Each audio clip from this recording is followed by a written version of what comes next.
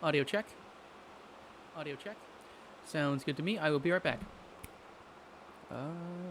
There we go.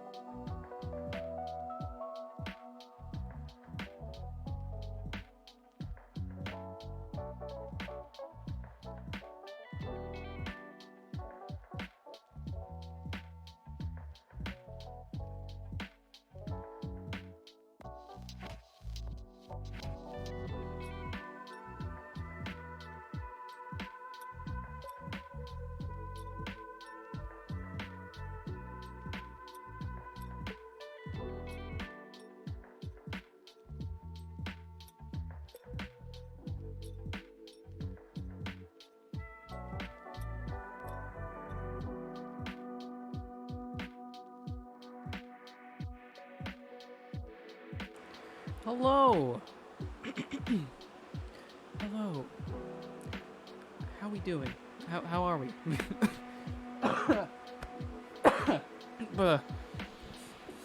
Sorry. What?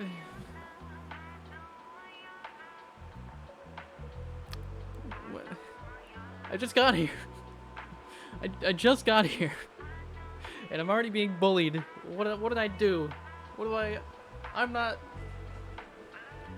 cringe. I'm not. Don't. What do you want from me? Okay. All right. Maybe I am cringe, but also what the heck? What happened to me? How have I fallen so far in the eyes of my peers? What's going on here? Oh, anyway. Oh boy, I was late because literally I was trying to down a hefty plate of pasta. I couldn't do it, and I wasn't even dressed in my pirate attire for this, so...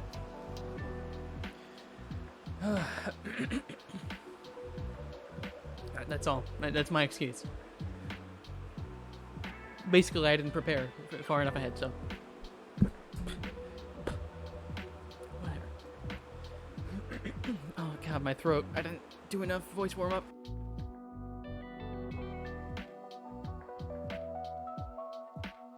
Alright. It's kept stop being cute. I mean, what? No. Don't put...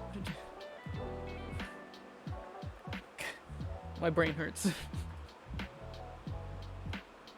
I don't think... I swear I kicked my cringe arc, like, years ago. That was, like, well, high school, actually. It wasn't that long ago, but it was high school. I was much more cringe at that point. Also, hello. My pinky is still wrapped.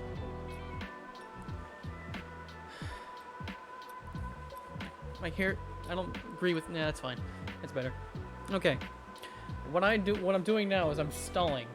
It's the ancient art of stalling, because Sai's not here, and they're the most important. They're the esteemed guest of today. So, yeah.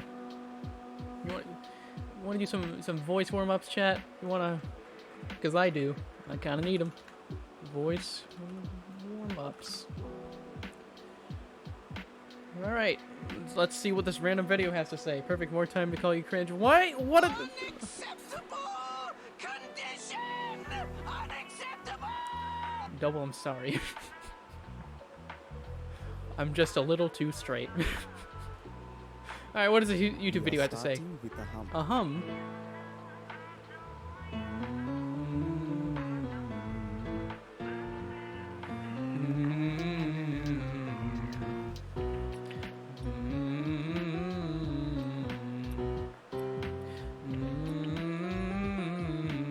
Weird. I can't do this on camera. I can't do that. This is a private thing. I can't do that on the camera. Anyway, that was going to be a 5-minute video. That's a lot of voice warm-up. I like tongue twisters instead. Anyway. Alright. Okay.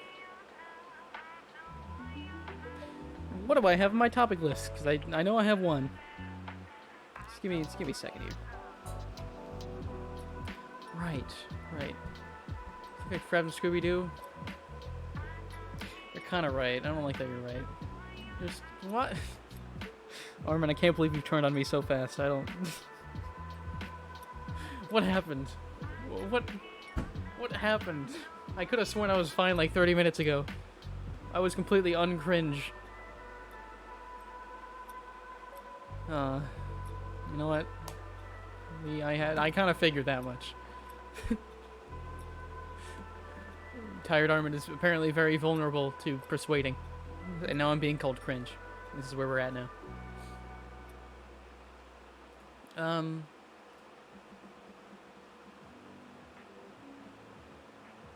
What the heck was I gonna say? You've really thrown me for... Also, my bandana's not as good as it was like last time. It's very... It's not supposed to be that long. Hold on, we're redoing this. Alright, chat. You know how you tie a bandana? You kind of just take like a triangle sort of shape. You do this. Hold on. Almost. That's too short. I'm taking it back. One last step. This triangle sort of thing. I'm terrible at this on camera. Why am I doing this to myself?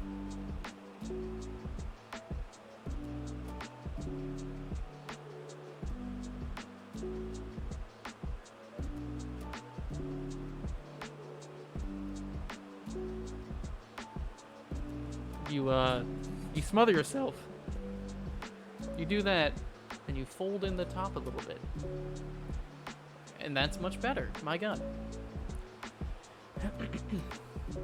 Oh, so I'm just cringe. I'm just... No more Armin also thinks I'm cringe. Okay, I see how it is. Well, I suppose I should officially announce my end of streaming. Sorry, it's been a good run. It's been almost 2 years. How long has it been? A year, 8 months? It had a good run. Discord's going down too, sorry. It's gotta go. It's gotta leave. I'm gonna burn this costume and also this house, and I'll start anew. In the next state. So I'll see you there. Jesus Christ. You'll find me. I suppose the news will report on the arson. I probably can't escape that. It'll be pretty big news.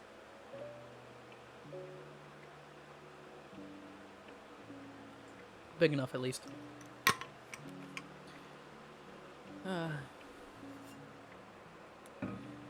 Well, I guess the only way to not be cringe is to just sit here and say nothing until Sai gets here, so...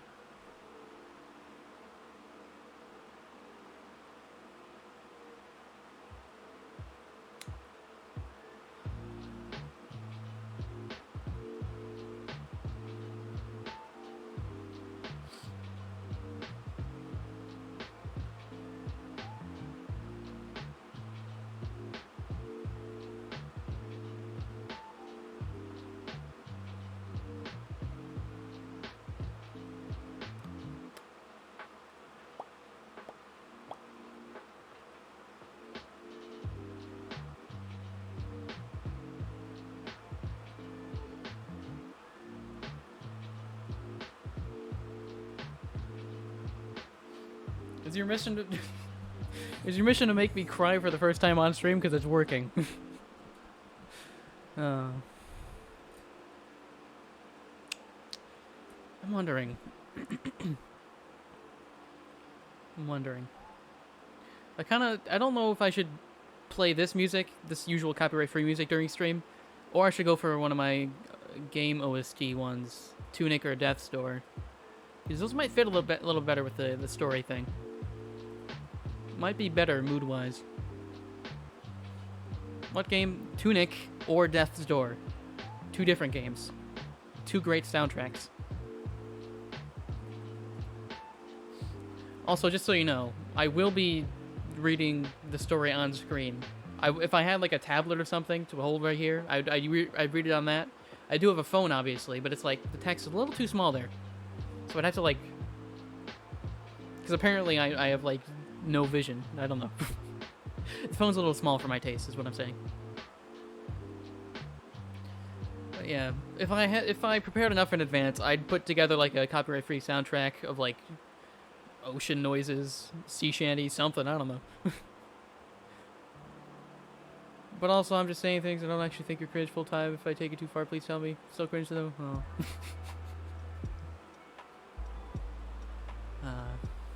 I'm just gonna wait until Sai gets here. What are they gonna say about it? Are they gonna call me cringe as well? And then I'll cry. It'll be the final straw on my metaphorical camel's back.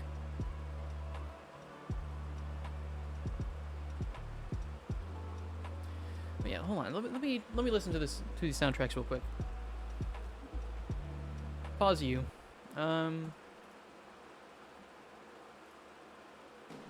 So this is Death's Door.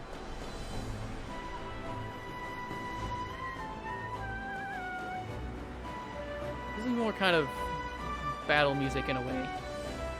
That might also be because I played the game and it is literally battle music in that game, so. You think they'll do it? I don't know. Well, there's only one way to find out. We'll see if Sai, you know, have I been cringe all along? That might answer it. Okay, what about the next one? And this is like, okay, this is the same song, but it's less battle-y. This is the hub music. I know this one.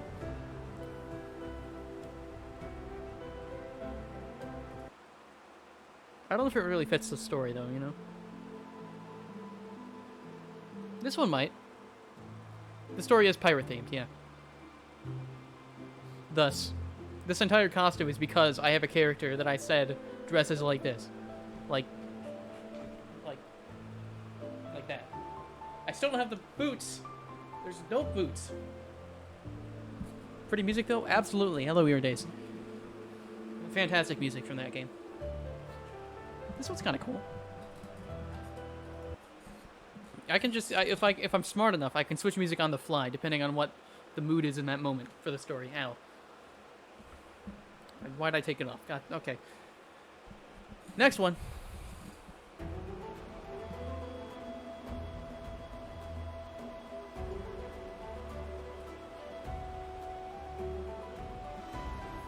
Yeah, sure. Anyway. What do you have for me? Oh, this is pretty. This is nice.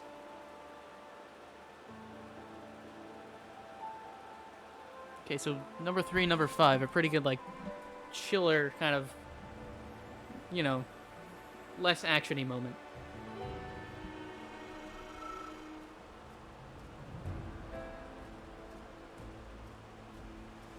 Maybe. No, it's kind of stressful. I don't know. What do I know? Let's hop over to Tunic, maybe. Let's see what happens there.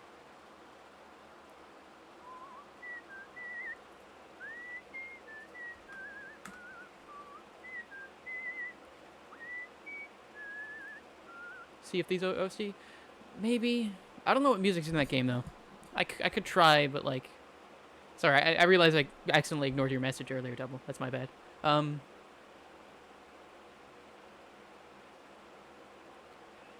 Maybe we'll see. Well, let's hop over to Tunic again. Let's choose a random one. This is number 21.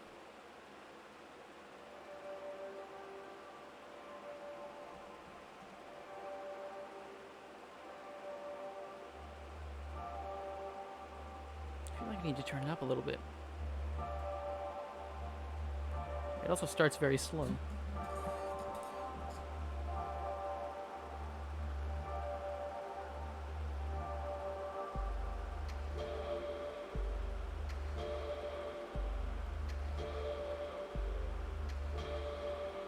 Kind of eerie. I don't know. God, if I thought of it and if I had more time before stream, I would totally like organize these by like sort of mood. Like this is high-paced actiony. This is kind of like average like regular kind of speed moment. This one's a sad thing. This one's an eerie thing. This one's a build-up. I didn't do that though. So now we're here.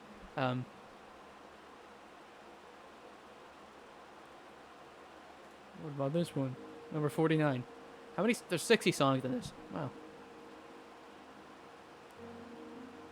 Let's skip forward like 54 seconds.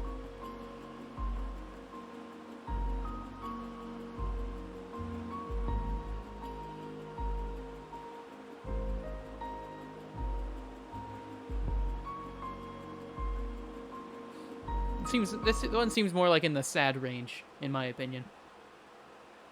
God, I'm just gonna listen to these for a while. I love this music. I love this game. You're gonna see how high ranking both of these games are when I do that tier list in February of next year. The anniversary stream, of course. I might also do like, I gotta write this down like right now. I do kind of want to do like a Slime Rancher slime tier list. I don't know when. I could do that in February on the anniversary stream. Or I could do it on a regular stream soon. I don't really know. Do SpongeBob music. They got some bangers. For this? I mean, I agree that they're bangers in a very specific way. But, you know. I'm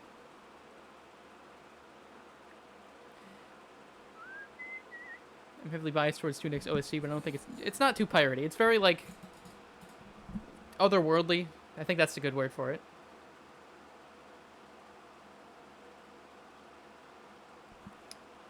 Hold on. Beep, beep, beep, beep, beep, beep, beep, beep, beep, boop.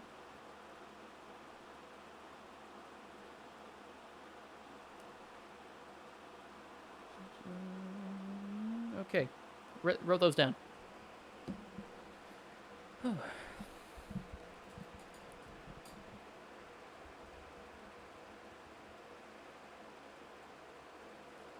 your stream I do, but also I have fever brain, so take me with a grain of salt. Oh boy, Armin. SpongeBob music, like...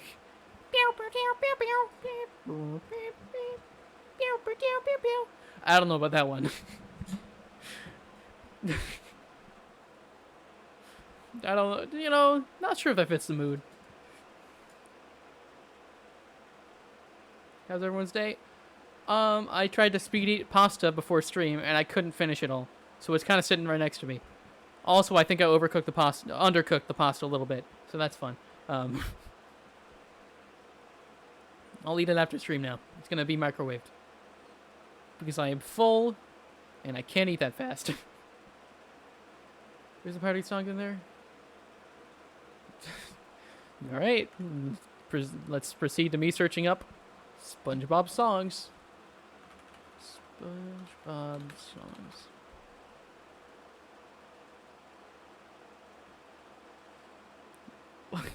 Every song ever. 1+ hour compilation of music from SpongeBob. No, this is best day ever. We already know. No. FUN, the fun song. F is for friends. You know, that thing. Are these like all the in songs? Like the ones with lyrics? I was thinking more of like the, you know, the instrumental ones. You don't be too much. Maybe, but it's fine.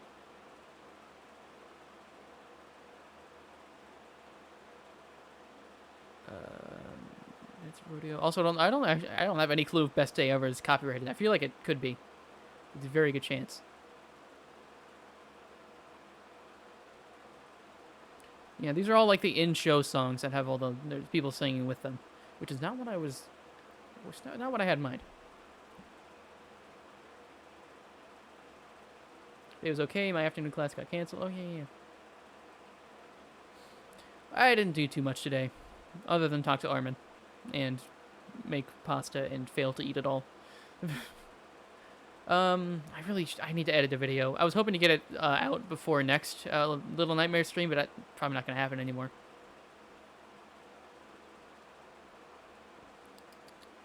Right, no, none of that SpongeBob stuff.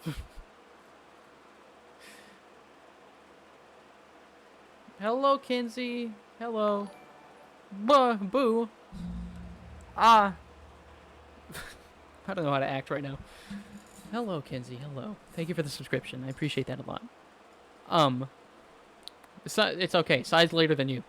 I don't mean it, Sai. You're fine. But you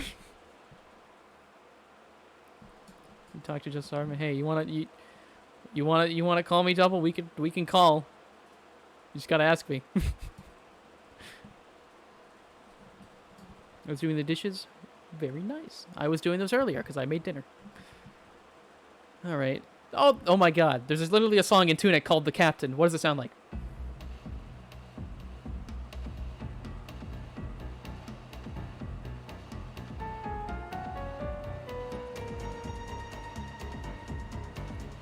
This is my theme song.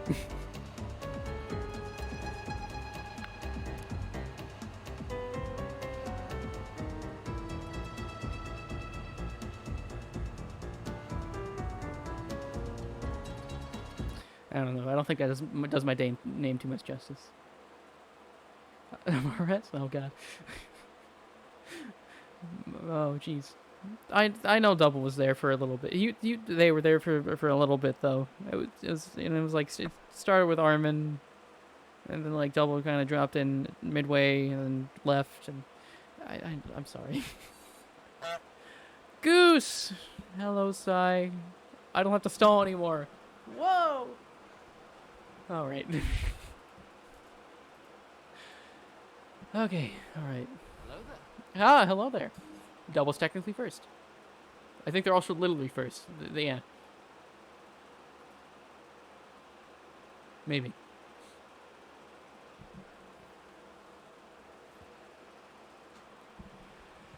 Okay. All right.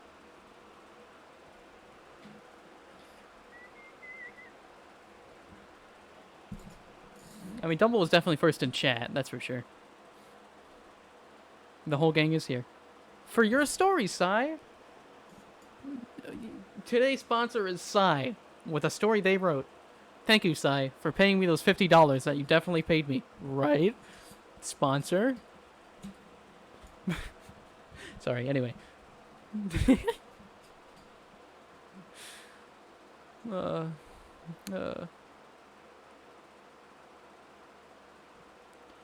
Alright, yeah, Sai, I've been bullied by Armin and Double. They keep calling me cringe. Save me from my fate. I don't know, they're gonna make me cry. I don't know! Look at that! Armin's doubling down. I don't know I don't think I did anything. Armin's out for blood today. You go to cry VC? No, I can't do that. I have a stream to do. I can't cry.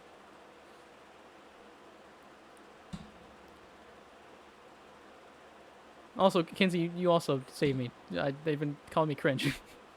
When is the hard copy coming out? I'll buy. Ooh. When is the hard copy coming outside?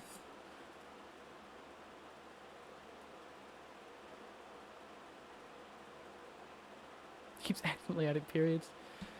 Armin is just going through it, spelling-wise, grammar-wise. So nobody peeked right? I peeked a little bit, because I downloaded it, and I saw, like, the first part was just, like, there was, like, kind of a small list of trigger warnings, and, like, the kind of, like, beginning preamble, you know? But I haven't seen anything else.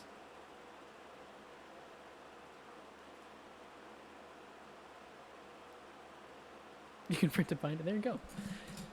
Speaking of, actually, if you want to download the file, I do have a command in the title at the end of the title that you can use, and you can get the link, and you can download the PDF, so you can read along. Because I know I pronounce things weird sometimes, and you might need a second opinion, i.e., the original source. So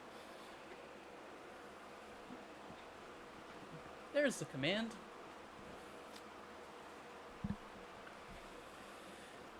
Okay, all right. I need to hydrate more.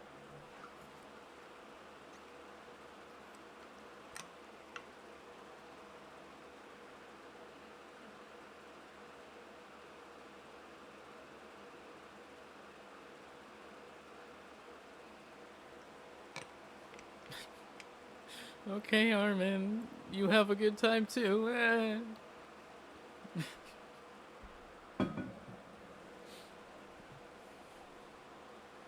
How did the warm-ups go? I couldn't do too much, but I did a little bit. So, you know, fine. Armin sick again? Yeah.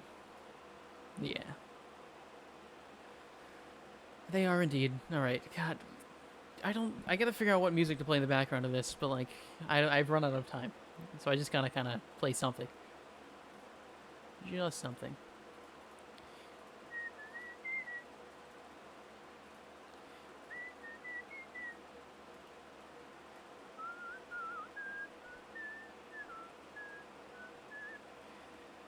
Yes, it's a friend. Yeah. Yeah. It's a whole thing.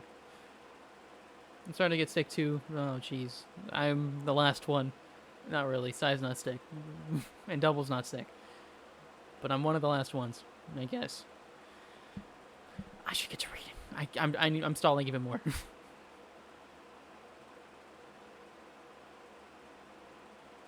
You can correct me and add... Yeah. That's good. I like input from the writer. God, I don't want to wear my headphones during this, but also I want to make sure the music fits the mood, you know? So, like, hold on. Let's read, okay, I'll start reading, like, the preamble stuff that's not actually the story. I can start that. And I'm reading it on my computer screen. I wish I had, like, a tablet or something to read it off of, but I don't. I just don't. Alright. Dedicated to, oh, it's a good start. Dedicated to you, yes you, the one reading this. You're likely my friend, which means I feel very fondly of you. Thank you for existing and for giving me secondhand motivation to make things hard. You're great, Sai. You're fantastic. Alright. Trigger warnings. Trigger warnings. Angst. Description of end-of-world events, asteroid impact, and the consequent consequent catastrophe. No, yeah, I said that right. Consequent catastrophe. Fear, grief/loss, anxiety/panic attacks, unspecified but implied familial death, 1, claustrophobic situation, small depiction of a mental breakdown that may or may not have been included in the final cut. Who knows? Extremely brief mention of vomit. Trust me, I hate it more than you do. Description of blood and small wounds, general angst, possibly themes of abandonment if you squint real hard.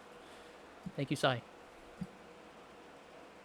It is the entire first page. It is indeed. All right. I'm not gonna read on this. That's fair, Armin. I suppose that's fair. And yeah, there's a playlist.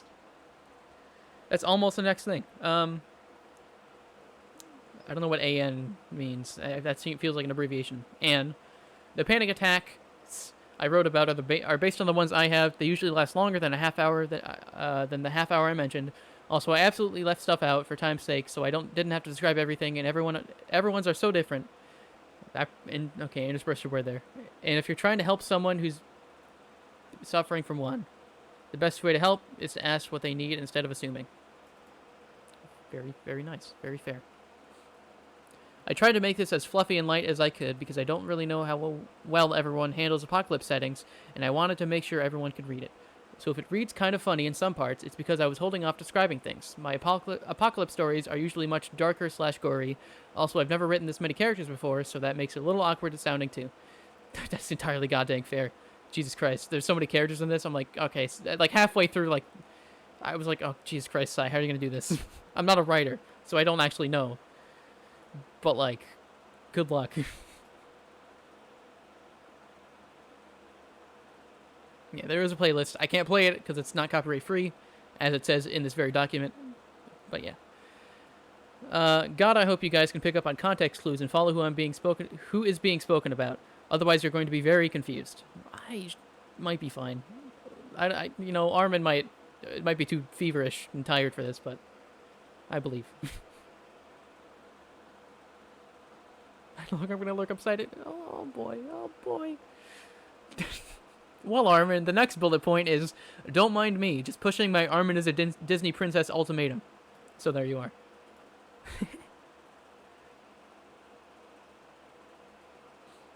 I'm not actually super happy with how this turned out. Mostly the fact that I couldn't figure out, for the life of me, how to end this. So I hope the ending isn't too abrupt. That's okay.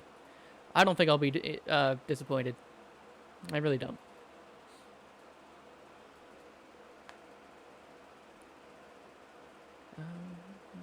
Yeah, and there's a playlist. I'll see what's on the playlist, but I can't listen to it. I just can't.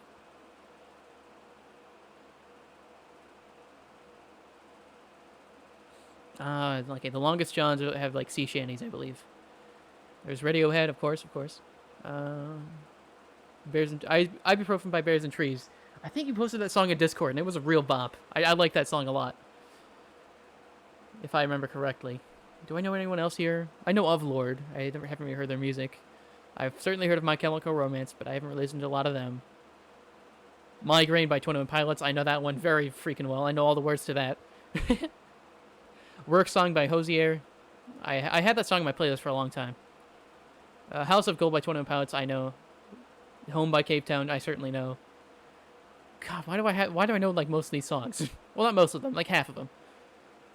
I'm impressed with myself. No, it's okay, Sai. It's alright.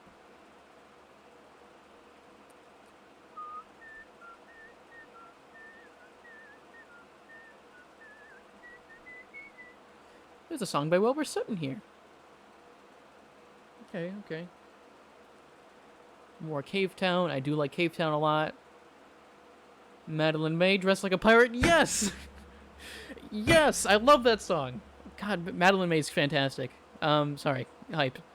And Freaks by Surf Curse is also on my playlist. Very good song. Good. Because I have good music taste, that's why. Do I also have good music taste? I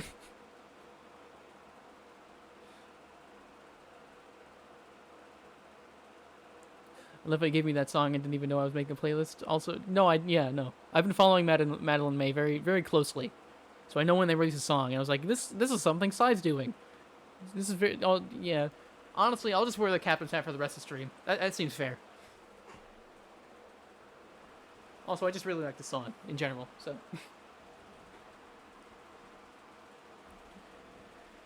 I'm literally always updating the playlist, so check back occasionally. It's not very set in stone. Okay, got it. Alright, okay.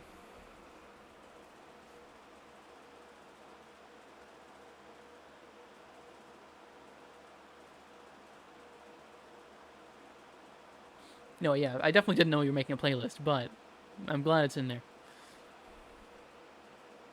Let's get the show. We should, yeah. I'll get to that right now. All right. Let me zoom in again real quick. Okay. The story starts. Have a good lurk, Double. Have a nice lurk. And anyone else who's lurking, of course. I will read the best I can. I probably should have hydrated more. I haven't drank anything today besides on stream. I did it bad.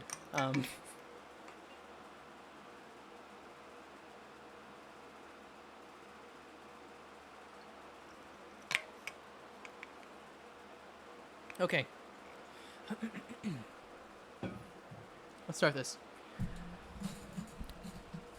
Captain said I should start music. God dang it. Oh god, hold on. What's a good thing to start with? Let's see. What was this one again?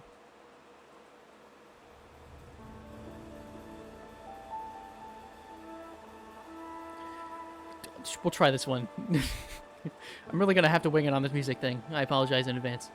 Alright. Captain sat in his crow's nest, surveying the small ship.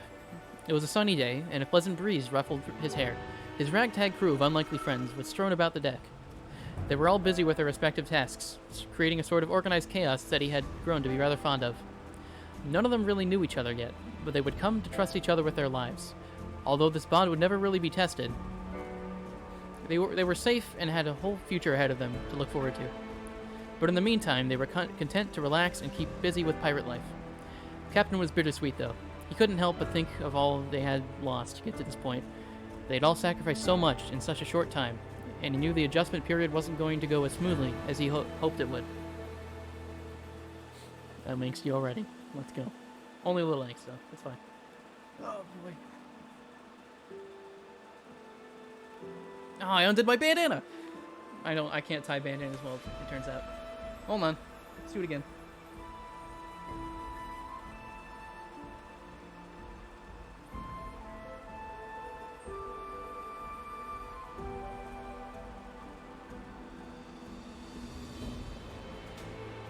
Okay. Alright. I'll get there eventually. Don't worry about the tag out. It's gonna be there. Okay. I gotta check on the music every so often. I don't like having my headphones on for this, but like... Okay, now it's all... whatever.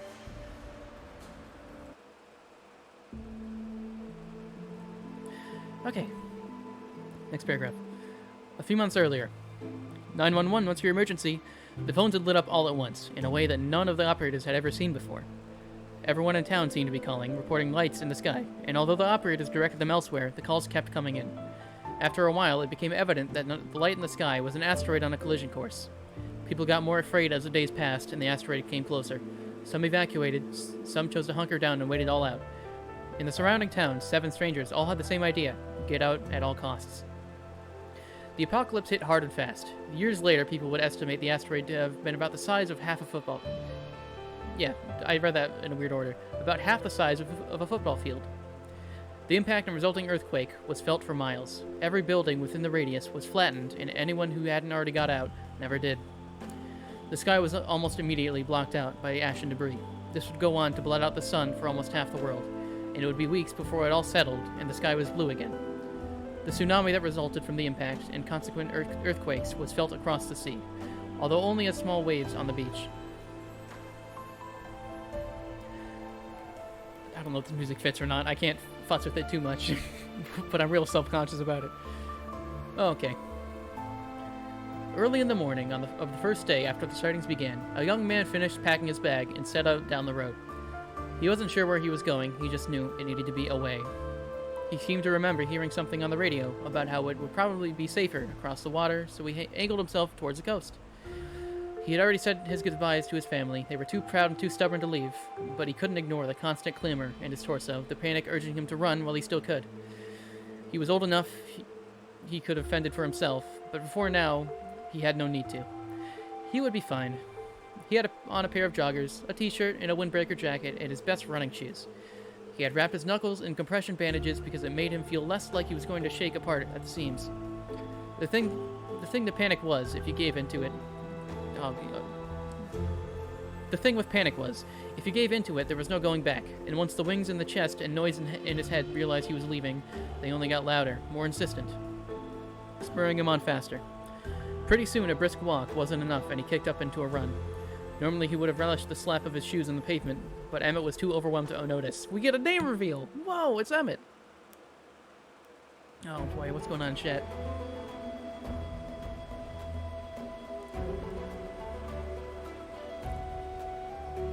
Norman screeches, of course, of course. Alright. Chat is already yelling. Very much so, yeah. You guys do what you want. It's alright. You can vibe. If that means screeching.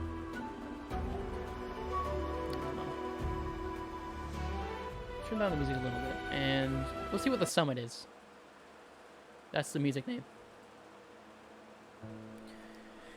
Oof. At the same time this was happening, a woman could be seen doing something very similar. She had packed a couple of changes of clothes in one pocket of her bag and her almost prized art supplies in the other. She had put on her favorite green hoodie and a pair of leggings, pulled up her hair so it wouldn't get in the way, and determinedly, that's a hard word to say, determinedly, ventured out the door. Truth be told, she had never been looking for an opportunity to make her own way in the world, but she never anticipated it would be like this. She was afraid, but you wouldn't have known it. She walked with such a purpose. It might have looked like she was heading to the store for some thread for a project she was working on, if it wasn't for the vacant, glassy look in her eyes. She could feel the allure that was the empty promise of safety coming from the water, and was headed that way, hoping to buy passage out on the boat. She cinched her bag straps up tighter, patting at her pockets to assure herself that everything she packed was still there, and picked up her pace a little. As she walked further from the center of town, she began to see more and more people, who all seemed to have different ideas about how to evacuate. Taking a steadying breath, Armin ducked her head and entered the crowd, heading for the dockyard. I knew it was Armin the second the green thing came up, for sure. Captain, you're doing such justice. I can't overstate this. Oh my god. I love you too, Sai. You're great. I'm trying real hard. I'm trying. I need more. I'm gonna need more water, just so you know.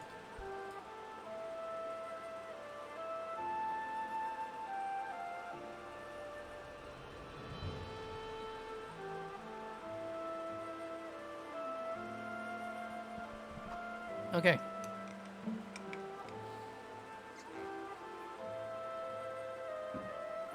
I love the way you wrote the Armin. Oh, fantastic. Amazing. Oh. The morning came and went as another young person attempted to power through the panic she could feel working its way through her mind. She made sure to pack some extra food in her bag, considering she definitely wouldn't be able to eat anything before she left. She moved slowly because she was very dizzy, and if she didn't sit down every few minutes, she knew she would certainly pass out. The shakes were the worst. They made it almost impossible to do anything, and eventually she gave up and sat down on the floor, planning to wait it out, and wait she did. It was probably half an hour before It was probably half an hour before everything subsided enough that she could continue. She wrapped bandages snugly around her midsection because the pressure was calming, so she said. She put some traveling clothes on, tied her hair up, hoisted her bag onto her shoulders, and headed out the door. The whole walk was a struggle. She was drained still from the episode earlier, and she wasn't breathing the best.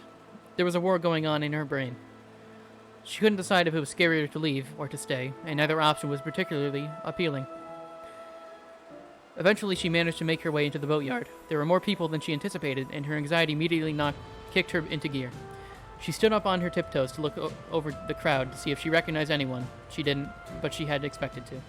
Sai wrapped her arms around herself and slipped through the gate. I actually do really like these character intros so far. These are nice.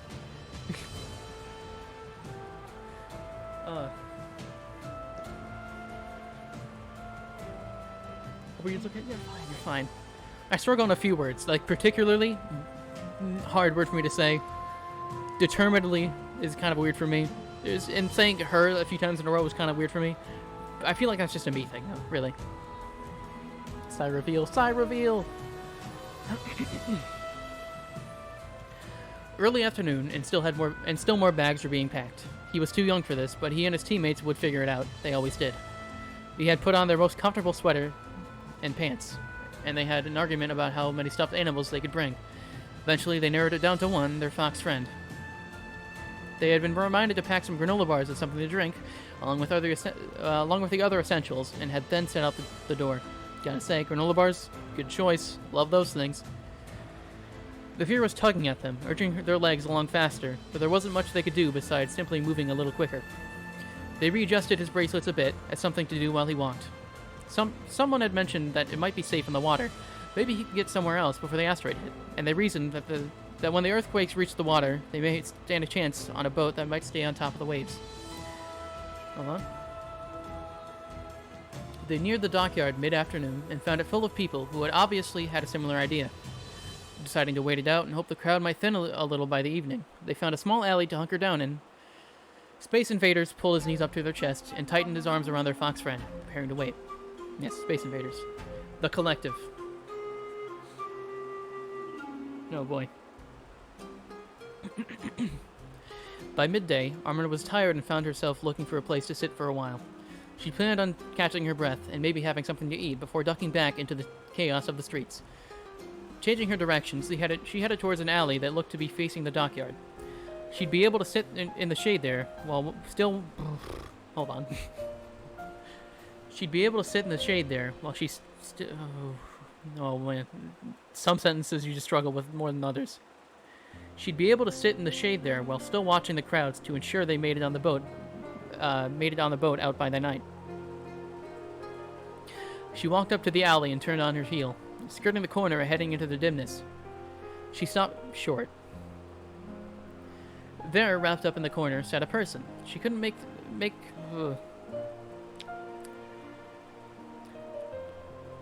me calm down. I'm getting a little too fast, and you know what? I'm gonna go re-up on water. I'll be right back. What the heck's going on music-wise? Actually, I don't even know. Oh, this is lovely. I'm actually gonna stop the music for a second, and I'll be right back with water. Oh, excuse me. All right, hold on.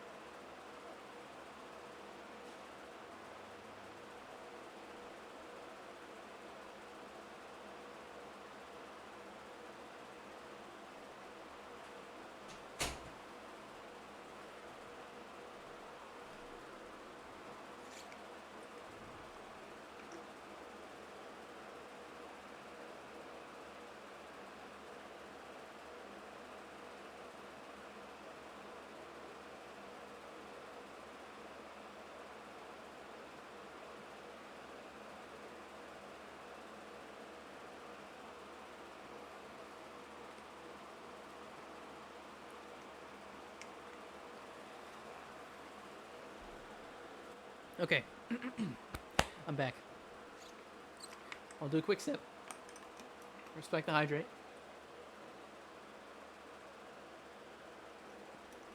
Okay.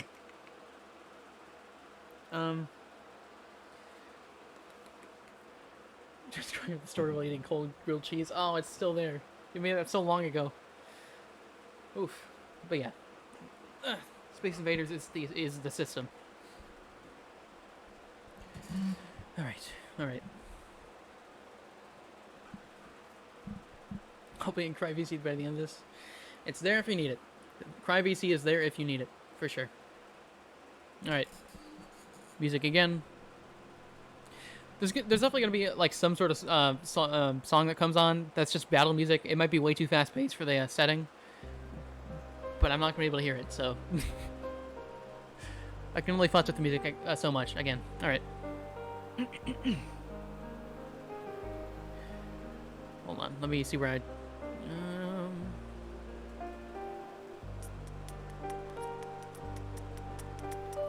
Okay.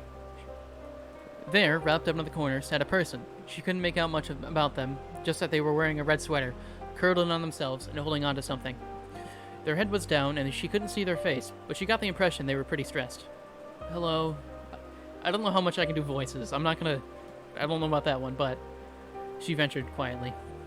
And the figure jolted. Their head snapped up and met her eyes. Theirs were haunted and glassy, but a shadow crossed their features, and it quickly evolved to a distinctly defensive look.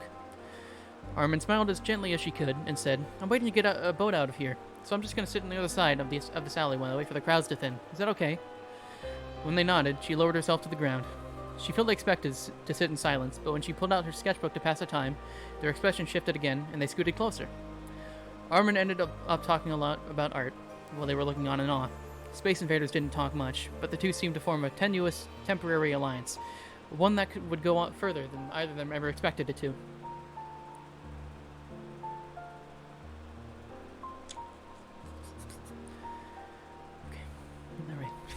I feel like I need to read this like a little slower, because I'm not that good at reading. Not out loud.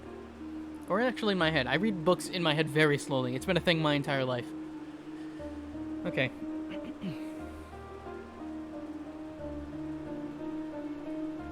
I'll fix my posture as well. It helps if your diaphragm is kind of straight, I think. Or so I've heard.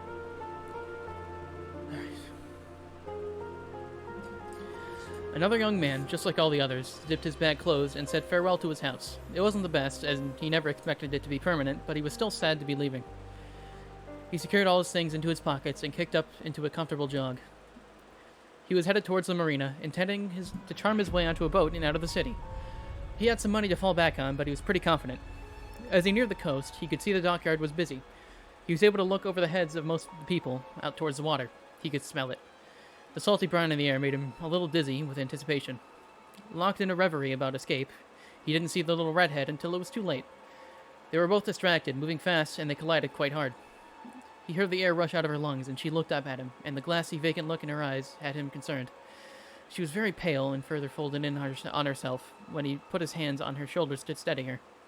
She was small, but didn't look much younger than him, and her expression told him that she had a very little idea what she was doing.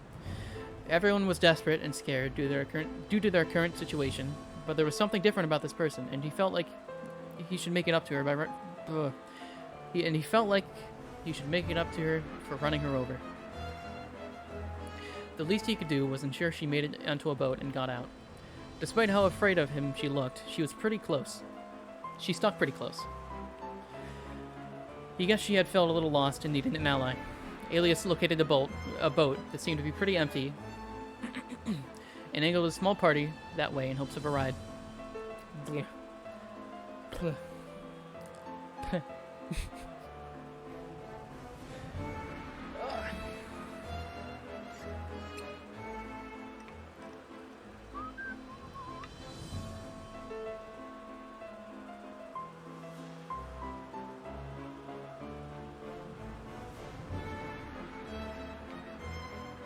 Definitely need to read slower. See, Alias. Let's go. Screech ahead, Armin. You're very welcome to, that's for sure. As the afternoon stretched on, Armin became increasingly nervous. She began to pace, walking back and forth between Space Invaders and the opening of the alleyway, habitually checking to see how full the boatyard was at that moment. When the crowd started to die down, she urged the other out to their feet, back into the street. They wandered in a seemingly aimless fashion, but Armin had an idea of where she was going. She was keeping an eye on the boats, looking for empty ones. She hopped up onto her tiptoes to peer over the crowd and spotted a couple people who were a little taller than the rest. She looked at her traveling partner, who wasn't exceptionally tall. She wasn't either, and decided that it might be beneficial to have someone on their side who could see in amongst the people better. One of the men had tousled brown hair and seemed to be leading someone, based on how often he looked down to his side. The other was wearing a baseball cap and staring pensively out at the sea. She decided that the first person was already leading someone and was plenty capable of taking on a few more. The watery sunlight of the afternoon was filtering in the window of another young man's apartment. He stretched groggily and The painful pull of his fresh tattoo abruptly reminded him that what was going on. He checked the time and resisted the urge to bolt out of bed. He instead took his time getting his things together. Having completed his morning routine, he strode out the door. His bag was full of everything he may need for the foreseeable future. He had donned a jacket and carried a travel cup full of iced coffee, trying to convince himself that he was simply going for a walk. He couldn't let himself acknowledge otherwise. Having lived by the water for most of his life, his feet unconsciously took him to the beach.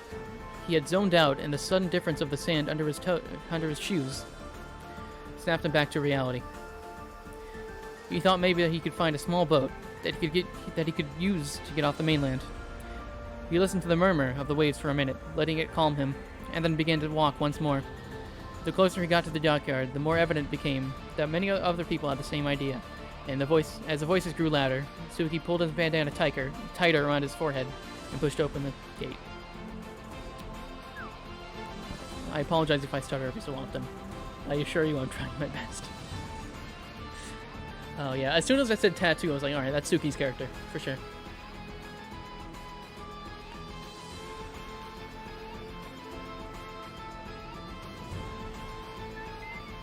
Also, it's not your fault, Captain. Yeah. Hold on.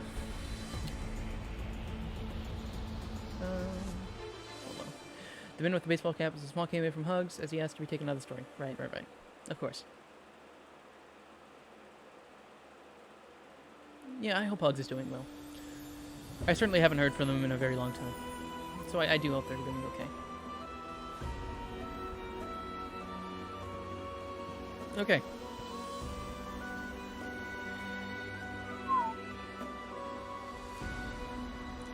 A young woman finished plaiting her hair, shrugged on her jacket and then her bag, and set her jaw, heading out the door. She had told herself she wouldn't be afraid, wouldn't turn back, but try as she might, she wouldn't just leave forever and not look at her house one last time. As she turned around, she was haloed in light from the sun behind her. Had someone been standing in the window, they would have seen just how beautifully tragic she looked. Little wisps of hair were blowing around her face where they had just fallen out of her braid, and she was lit from behind by a golden light of the sinking sun. Had someone been closer, though, they would have seen how she was trembling, would have seen how the light winked off a single tear that slipped down her cheek as she turned around and started walking again.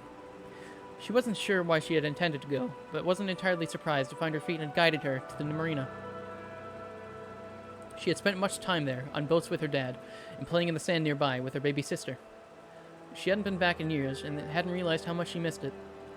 She was going to get through this, she always did. The steely determination flowing through her veins proved so. Kinsey had been through some stuff, but this certainly topped everything else she had seen. There we are! Whoa! It's Kinsey! I have a feeling I'm not going to get introduced for a while, because I think I know how I get introduced, if I remember correctly, but I could be wrong. Water time again. I can only drink water so often, because I'm gonna overfill myself, but like, the constant talking needs more.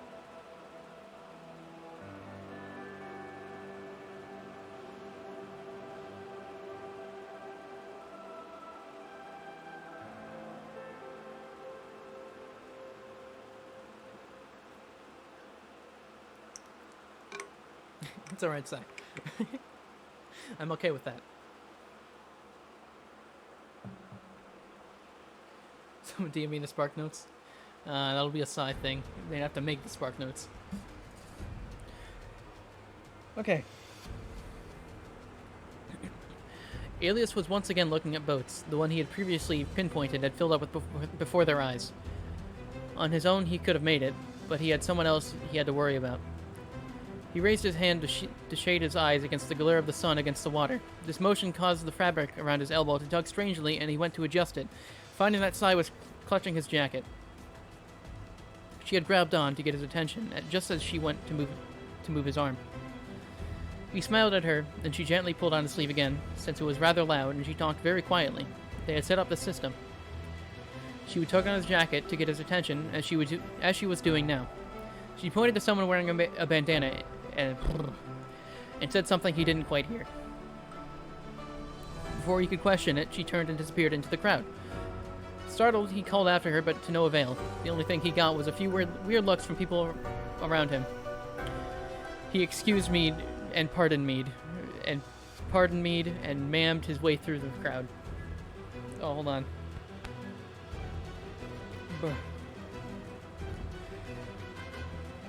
Excuse me. Through the crowd, following the approximate path she had taken. He skirted his way around a large group of people, stumbling out the other side as he saw standing next to a young man who looked about his age. He began to accuse her of running off with a stranger and realized how absurd that was. Instead of asking her why she ran, to that she replied simply, "I know." Don't overdo yourself. I'm trying not to. I'm trying to read it slow, but it's not. It's weird for me. I do very little out loud reading, so something to get used to.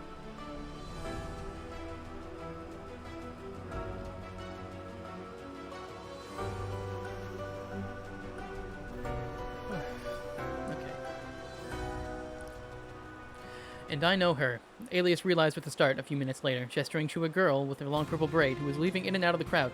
"Stay here." His traveling partners nodded as he darted away, returning a few minutes later with said girl in tow. Her cheeks were flushed from excitement, and she was holding onto his arm like he was someone she hadn't seen forever. Someone she didn't want to lose again. She was tall, but appeared to be the youngest so far, but not by much. They wondered how she knew him. She was bubbly and amicable, and they chattered as much as they resumed their search for salvation. The gang is coming together. They are.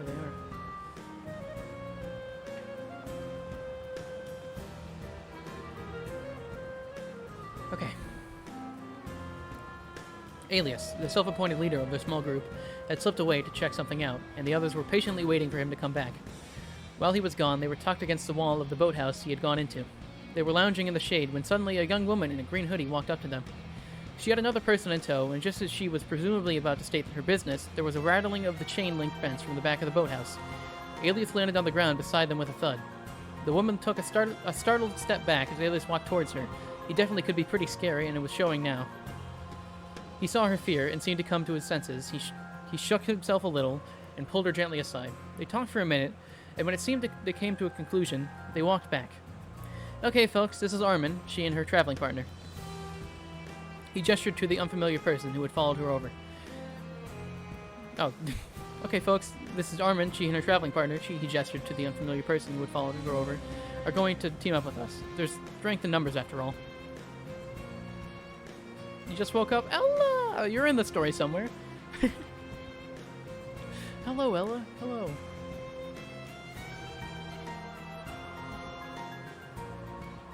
Alright.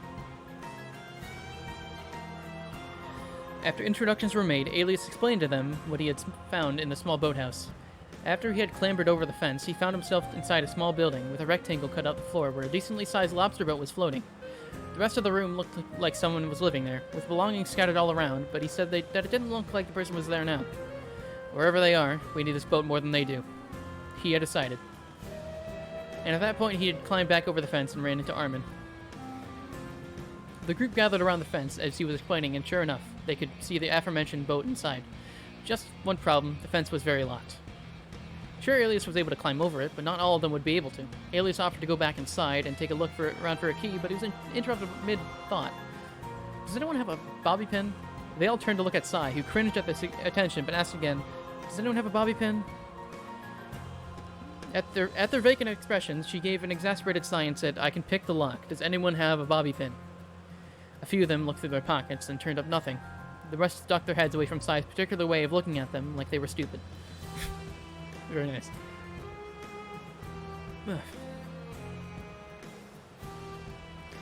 This look of hers would become very familiar for them. When everyone else turned up empty, Kinsey rolled her eyes and plucked one out of her hair, handing it to Sai. She nodded thankfully and crouched down by the padlock, beginning to work at it.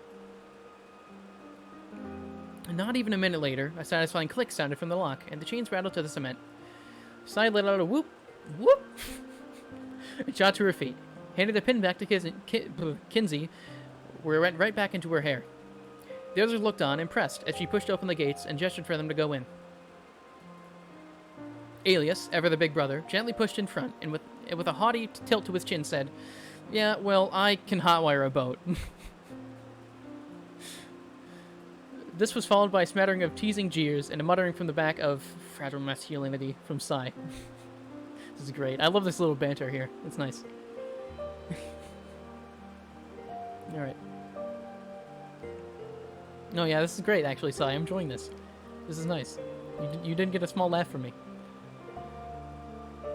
A respectful chuckle, even. Alright. Go ahead then, big guy. Show us your fancy skills, Space Invader smirked. Alias muttered to himself as he pulled the small knife out of his pocket and crouched it down next to the control panel of the boat. The others spread out around the room, looking for extra supplies that may be useful in the long run. Several seconds later, an Alias had only barely managed to get the door off from the panel, when a loud squawk and a startled yelp sounded from across the small room. They all whipped around to see that Space Invaders had clambered up onto a counter and was perched very precariously, peering into a box suspended from the ceiling. As they watched, an angry ball of feathers and talons exploded out of the box and dove onto their face, hissing and clicking its beak all the while. Let's go, Benedict! I can only assume. They all watched in shock as a small bird tried to tear the hair off their friend. Armor had snapped into action, pulling off her hoodie and capturing the bird in it, pulling it off Space Invaders and wrapping it up like an angry burrito. It's great. Love that term. That's a good term.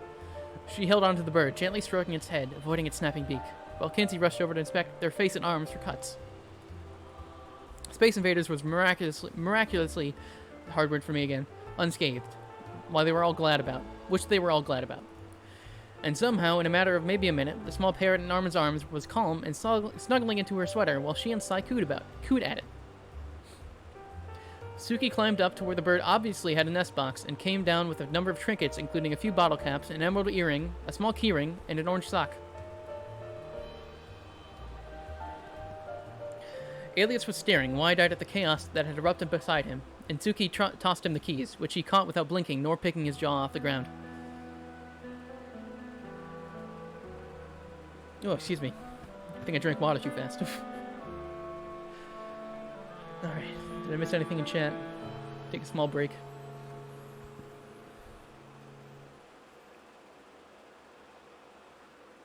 Oh boy, my throat. Oh god, it's feeling it. I could feel the small pain. Small pain. Very small pain.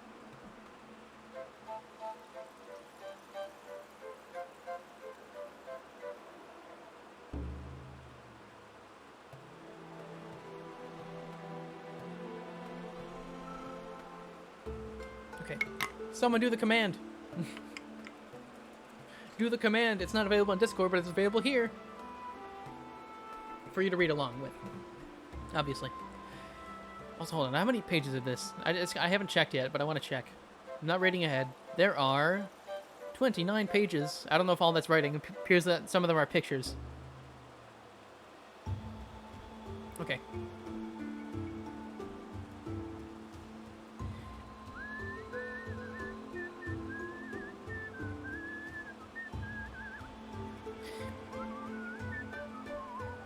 Yeah, we all miss Alias. I told him so when he popped in VC for a little bit.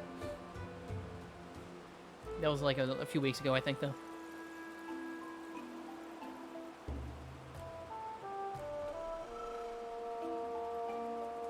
Did no one... Hold on. Well, I'll do the command. It's in the title. Hold on, I have caps lock on. Beep. You can download it from that link.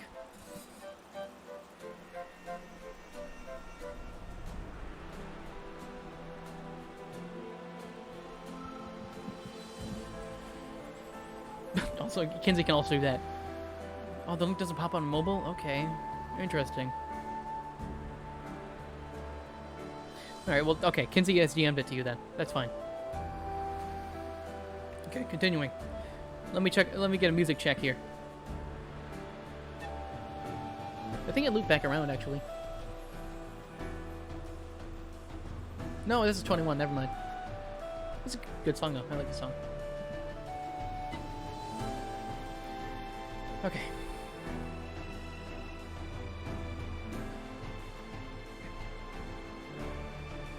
Alright, continuing. Wait! The boat was just pulling away from the dock as a young man was full out sprinting towards them. They were one of the last boats to leave for the night, so it wasn't a wonder that this kid was so desperate. Alias immediately slammed the boat into reverse, while Sai and Suki moved to the back, encouraging him to jump. He launched himself off the dock at full speed and overshot the gap by a good foot, effectively bowling over the two who were waiting to catch him. They landed with a thud in a heap, blinking stars out of their eyes. They looked up to see Armin crouched over them, fluttering her hands around like she was wanting to help, but didn't know if she should touch them. The new kid stood up, promptly stumbling and almost falling over again.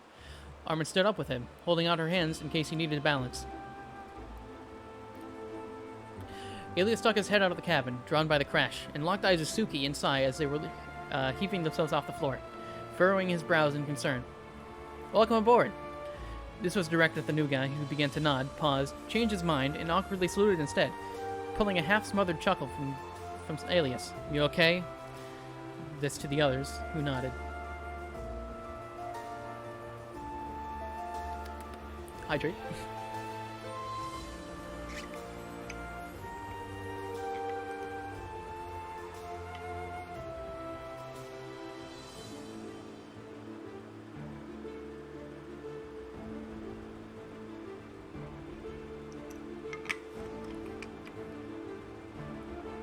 I hear Alias' voice.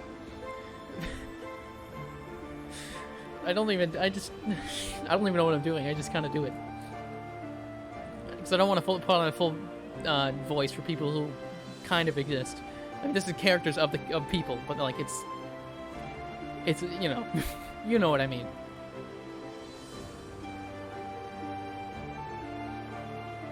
They're in the Discord server. They're around every so often. They haven't been in Twitch chat for a little while, but they do pop by. You might have met Emmett at some point. I don't know, Kinsey. Mayhaps. I can wait for Kinsey. It gives me time to rest my voice a little bit.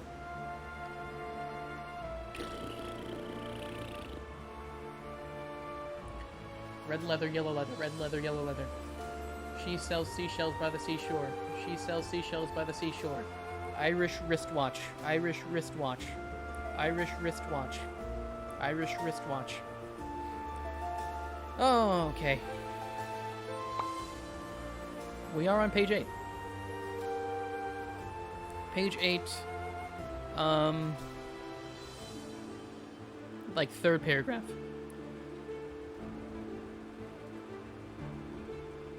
You're back? Okay.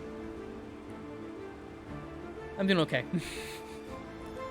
I'm just not. This isn't what I'm used to.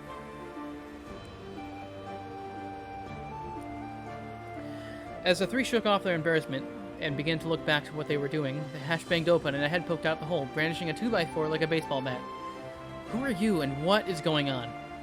They all blinked, stunned. The person pulled himself out of the hatch and rose to his feet. He was slightly rumpled by the looks in his eyes, said he wasn't messing around. Oh, I didn't read that right. He was slightly rumpled, but the look in his eyes said he wasn't messing around. "I'm sorry, I didn't think you didn't... I didn't think you didn't hear me. What?" Oh, okay. It's hard to, like, gather the tone for something until you're, like, halfway through the sentence. So I need to go back and do it again. "I'm sorry, I think you didn't hear me. What is going on?" When nobody answered him, he finally took a moment to look around, and his eyes widened when he saw they were no longer docked, and then took in the eerie orange of the sky. He looked back at them, and again he pleaded to be told what was happening. "Welcome to the apocalypse," Space Invaders replied with a rueful laugh. At the comment, the man's confusion and panic obviously peaked, and the plank began to tremble. Armin put her hands up. Oh, that's a word. That's one of the words I placatingly. It's not like a soft C like in sound, right? Placatingly, I assume.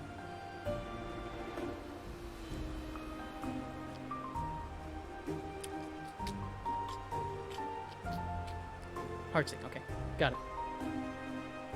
Because I feel like I have a pretty good grasp on how words are pronounced. Just some of them, I just slightly don't know. Okay. Armin put her hands up placatingly as she walked over to him and gently took the wood plank out of his hands. He put up very little fight, sitting down on the rail and putting his head in his hands. She sat down beside him, and as she began introductions, the bird gently stepped off her shoulder and onto his, where he absent-mindedly reached up and scratched its head. "My name is Armin. These people are Space Invaders, alias Sai and Suki. We also have Kinsey. She looked around and frowned. Around here somewhere, I'm sure. And the newest of our bunch is Emmett, the young man supplied. He had a spilt dye. Spilt dye? He had a spilt... What's a spilt dye? He had a spilt dye that frankly needed touching up. Oh, it's like a hair... Okay, it's a hair thing. Never mind. That needed touching up, and he was certainly out of breath.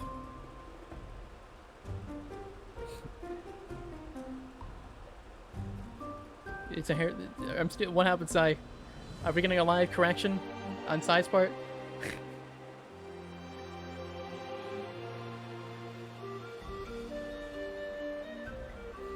I don't know why my hand to my chest like this. My spelling, no, exposed, banned. I can't have this on my stream. Typos on a story that I'm reading? No. You're fine, Sai.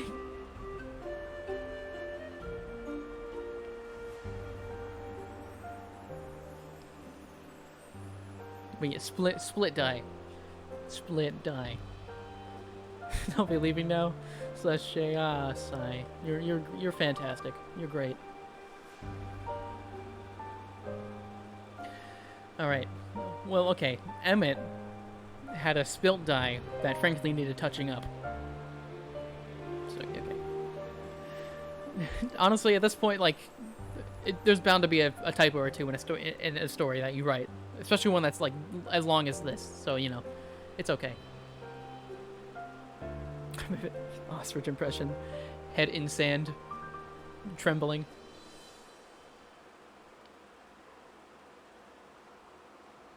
Yes, Emmett. As she listed off names, the respective people waved or made themselves seen somehow.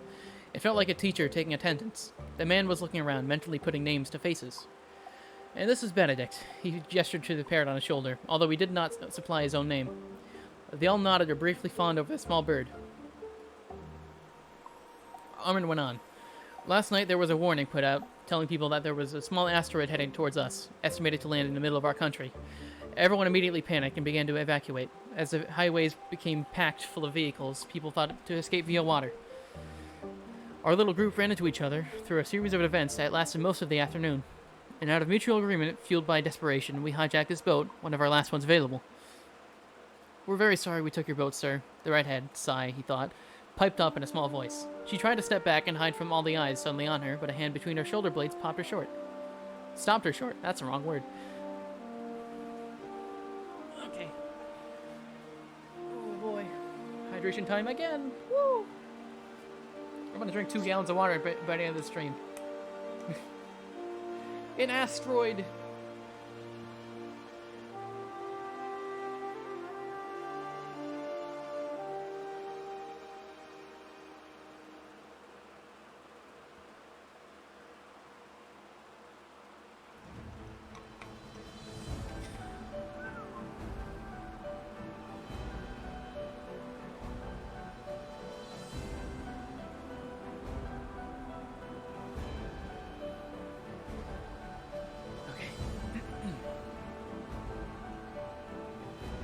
Moving on. But we can't say we regret it. Suki, the one with the bandana, loomed over her shoulder, looking the other man square in the face. Voice crack. We've been through a whole lot to get here, and we're not about to roll over and show our bellies now. Plus, we're in the middle of the ocean. I dare you to kick us off. His tone was icy, and he squirmed under the scrutiny. The captain thought it through, and eventually conceded. I suppose you're right. You have been through great lengths, and it would be unfair to stop you when you're so close to escaping. Although I must ask where exactly you were planning to go. He raised his eyebrow, waiting for an answer, while the others quickly realized that their plan hadn't been thought out much further than their current situation. They all shrugged or shook their heads, all rather unhelpful responses, honestly. Well, as it seems, you kids... This evoked simultaneous protests from Alias, Armin, and Suki, but he shot them a look and kept on. Have no evident plan. I could be persuaded to take you someplace safe, seeing as this is my ship, and I've been traveling these waters most of my life. I'm trying to read my lines normally, as just something I would say, but it's a very jarring transition for me, where I go from reading text that describes the situation and actual dialogue. It's a transition I need to make, and I'm not great at it.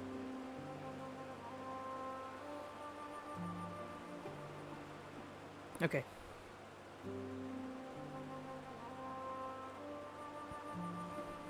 You really mean it? Came a voice from behind him. He turned around to see a girl with long purple hair and eyes full of fierce hope. He started to reply, to nod, something, but she cut him off, walking towards him, looking like she might push him over if he didn't follow through. Yes, of course I mean it, he hastily replied. I wouldn't say something that loaded without following through, especially seeing that I, too, will need to get off this mainland soonish. Just kidding. No, yeah, I'm the guy. I'm the ship owner. That's it. Me. It me. I think you might not enjoy. No, it's fine. Again, I chalk it down to more of a me thing, and that I don't read stories aloud. Or honestly, at all. I don't read a lot, which is kind of a problem. Kind of. Yeah, not by name yet, but.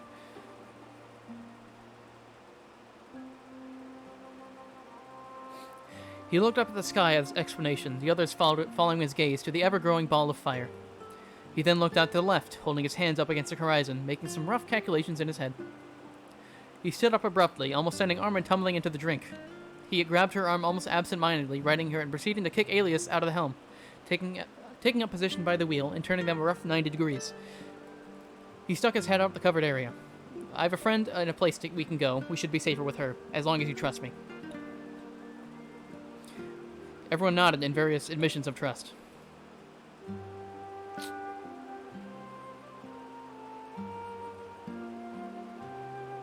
Yeah, Emma's the one who jumped on. I was in the ship the whole time, and I came out with a 2x4.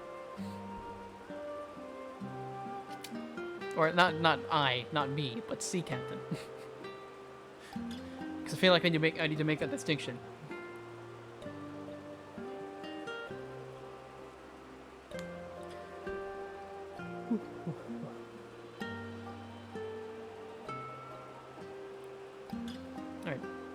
The first few hours of the ride were mostly uneventful. It was a small boat, and there wasn't much for the passengers to do. They ended up all sitting around the deck and chatting, getting to know each other for real this time.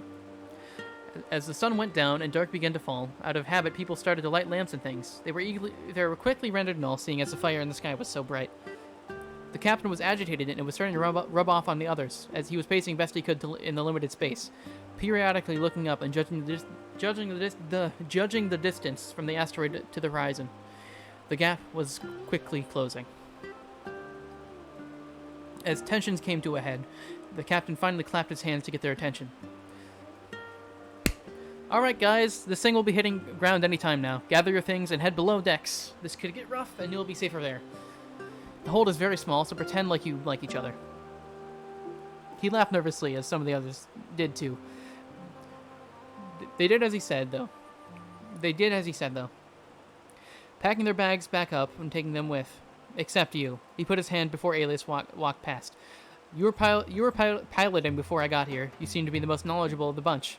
I may need your help when things get rocky. Alias nodded nervously, but gave Kinsey his pack to take down with her.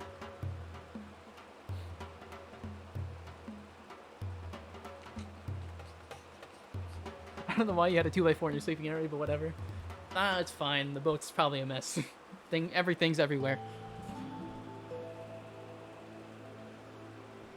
Magic Captain. I poofed it into existence. I guess Kinsey already has a headcanon. Yeah, the meteor, oh yeah. Does it have a face? Like the moon in Majora's Mask? Oh god, speaking of Zelda, I'm so hyped for freaking, for Breath of the Wild 2. That game's gonna be sick, and I'm gonna stream it. Oh yeah, Ella, actually, by the way, and everyone else, but I bought a capture card. So that's gonna be a thing. Because there's 2 games coming out next month that I want to stream. One of them being Pokemon Violet, and the other being God of War Ragnarok.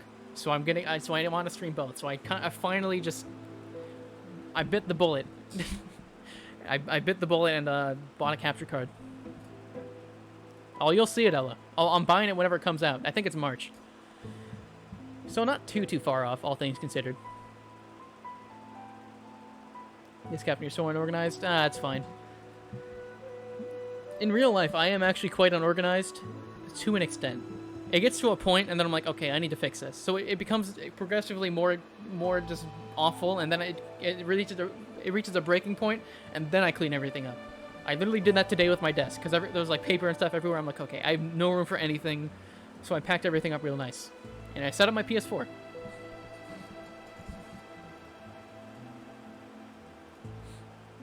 So yeah, I'm going to...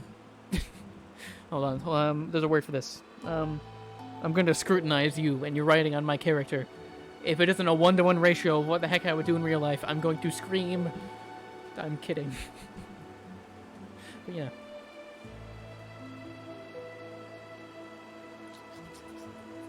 Yeah, the random boards. That's not even me, though.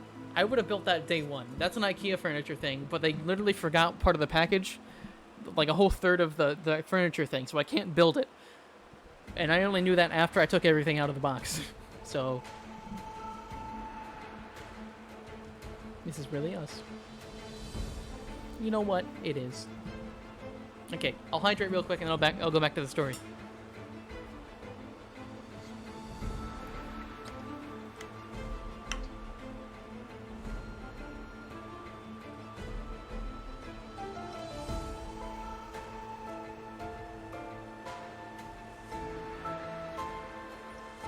It's us, cool. Yes. Yes, it is.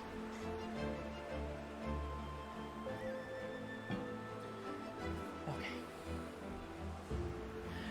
The roar of the fireball was deafening, and they were all grateful to head below deck. The captain wasn't exaggerating when he said the cabin was small. They were practically sitting in each other's laps. Yeah, in my head, this boat is incredibly small. And there's what? Well, how many people are on this boat? Captain, Kinsey, Cy, Armin, Space Invaders, Alias, Emmett. That's 7. There might be like one more that I'm forgetting, but that's 7. And that's a lot of people for whatever size I imagine this boat to be. So yeah.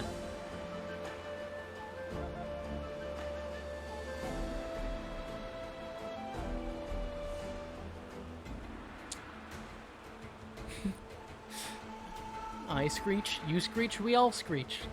Of course. Is this a boat or a spaceship? This is a boat. Hold on, I'll go back to earlier. What was the boat described as? Real quick.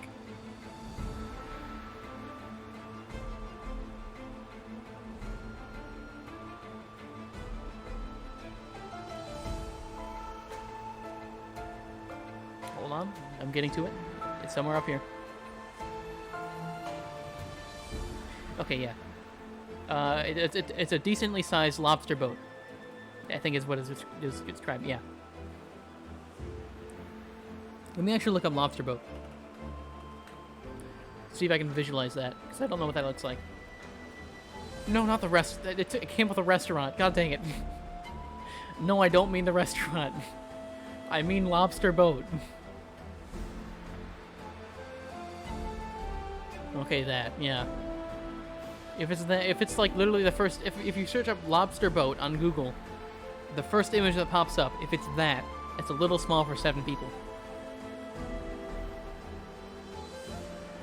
Reference pictures of the end? Oh, yeah. Hold on. That's a good point.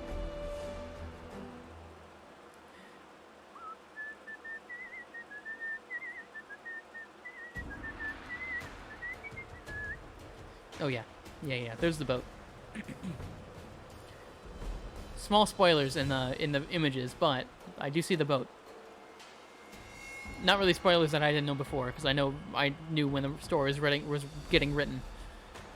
Also, look at Benedict! Oh my god, precious. I love Benedict.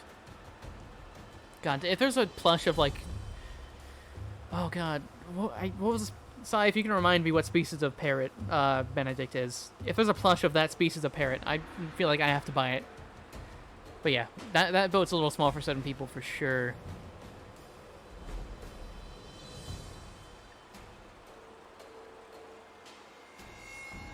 Alright, where were we?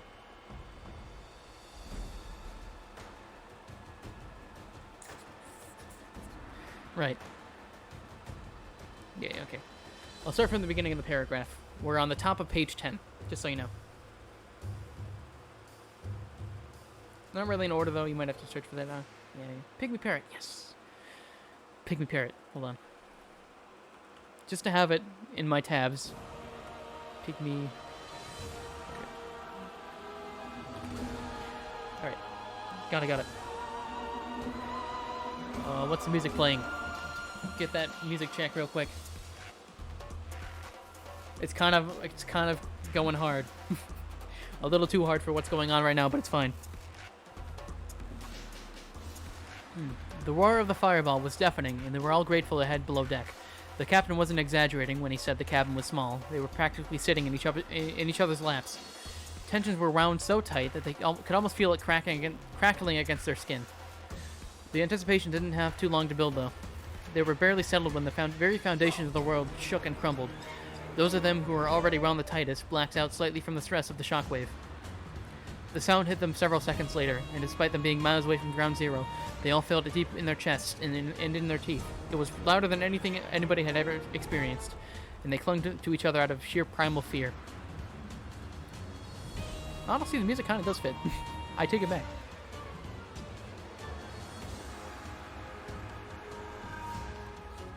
This is true. Up on deck, the captain and Alias had dived behind the small shelter in hopes that it would prevent the blast from burning, melting, or otherwise unmaking them. Unmaking, that's a great word. That's a great word for that. The boys up top stayed whole, but only barely. They were lucky. Nobody knew just how close they came to being but bones in the ocean. When the majority of the heat wave had passed, they stood up and checked themselves over. The captain had a single gash across his left cheekbone. He wasn't sure where it came from, and Alias thought he might need stitches later, but that wasn't their most pressing problem. Otherwise, they were fine, and the captain began making corrections and preparing for the waves, somehow perfectly firing orders at Alias while doing so. Working together, they quickly got everything secured and tied down. When the captain stood up and brushed his hands off, he turned and found himself facing a wall of water that he had to actively crane his neck to see the top of. Alias' voice came from behind him, and they turned on his heel into the helm.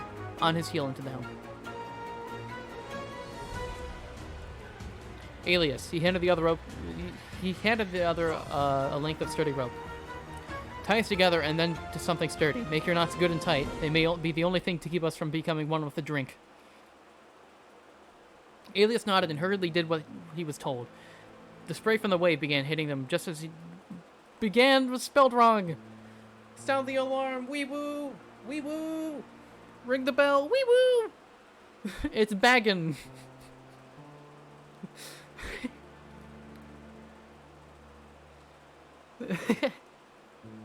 Yeah, it's like the middle of page 10. 5th paragraph.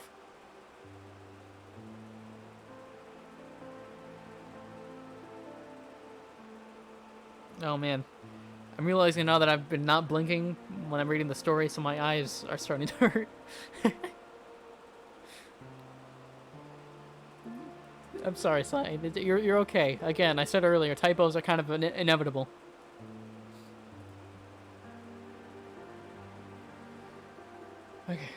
Okay. The spray from the wave began hitting them just as he finished, and they huddled by the console. One held the rudder, the other the wheel. Their stomachs dropped to their feet as the wave hit. Everything was a blur. Their noses and mouths were flooded with salt water. It stung their throats and burned their eyes. Up was down, and down was up. They lost track of whether they were inside or outside of the water. The captain had hoped they would be able to ride on top of the wave, considering they were fairly close to the mainland and the tsunami hadn't had time to get very big. He was wrong. Ernie, blink. Ah, blink!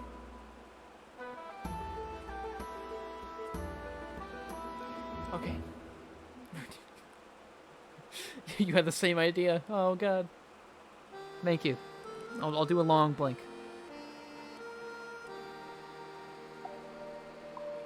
God, this was like yesterday, because I was so tired I couldn't do anything. Redeem eye drops. I don't have eye drops. I don't have anything close to that, I don't think. I don't know. I have Neosporin. That kind of looks like eye drops if you squint. But also that burn. Alright. I'm okay now.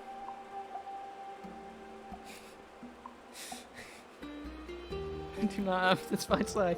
It's okay.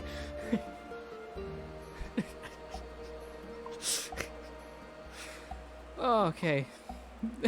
I won't put that in my eyes. You're fine.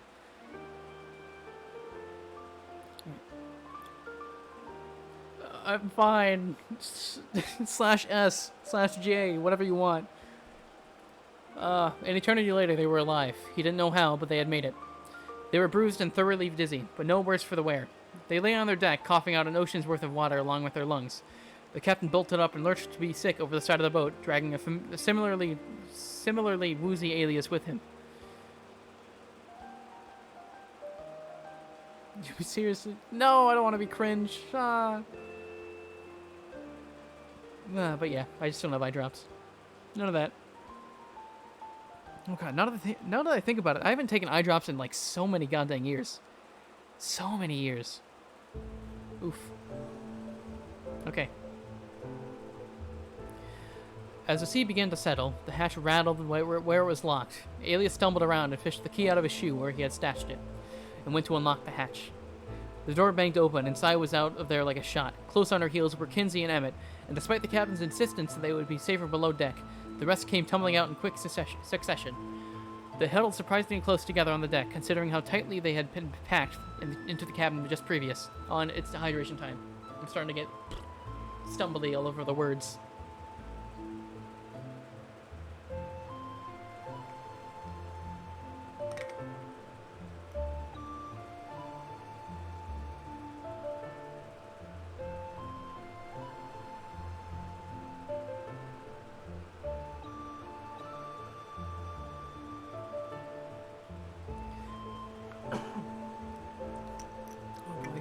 Your jokes are fine, Sai. I think they're great. I've had a few good laughs out of it.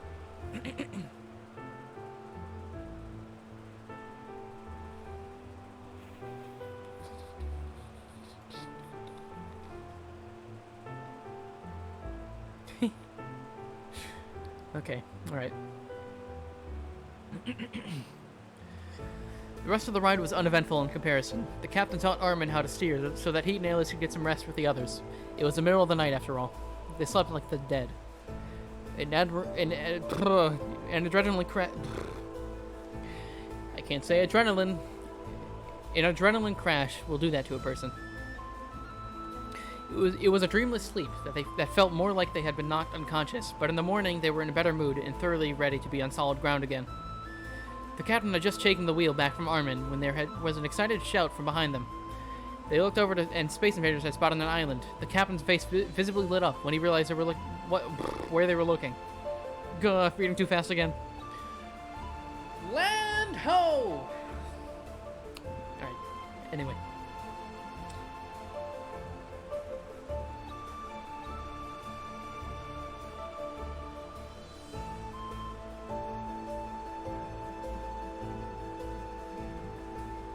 You're driving.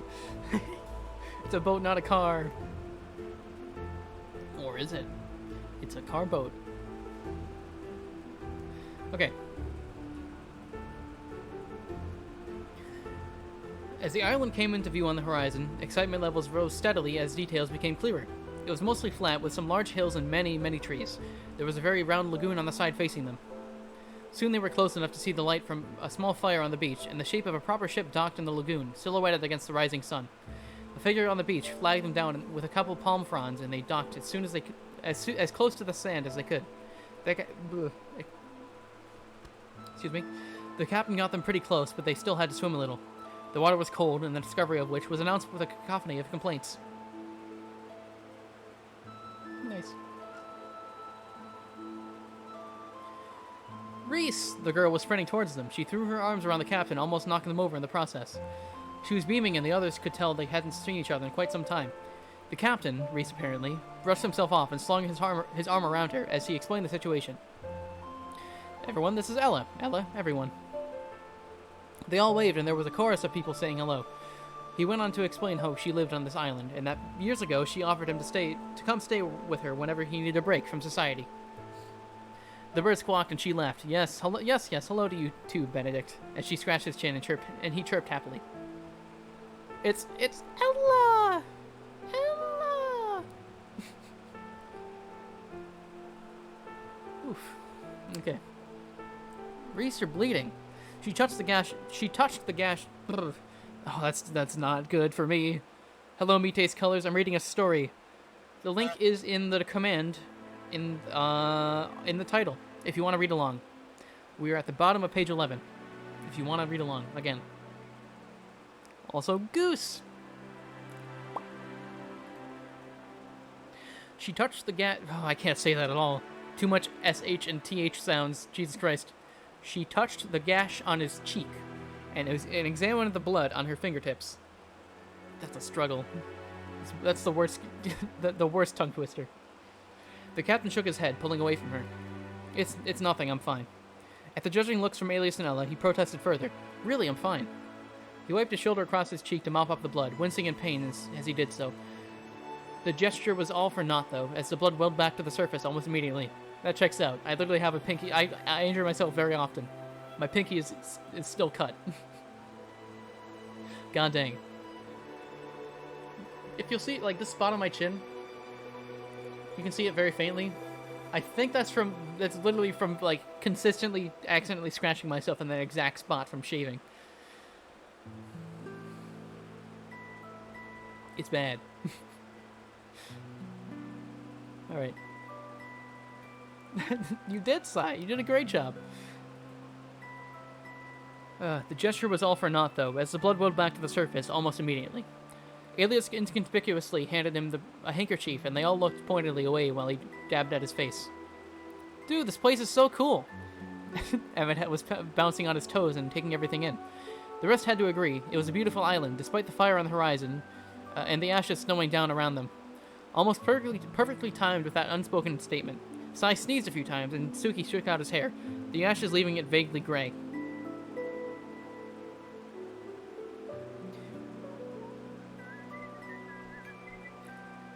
What? Yeah, I don't know why Kinsey gets ads.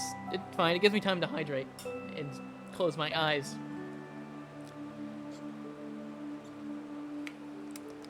Alright.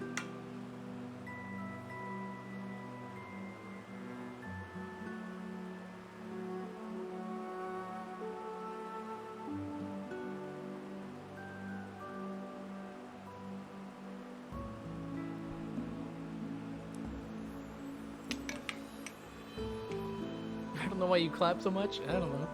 I clap fairly often, I suppose. This Rambo impression? I don't get that reference. Because I don't really watch Rambo.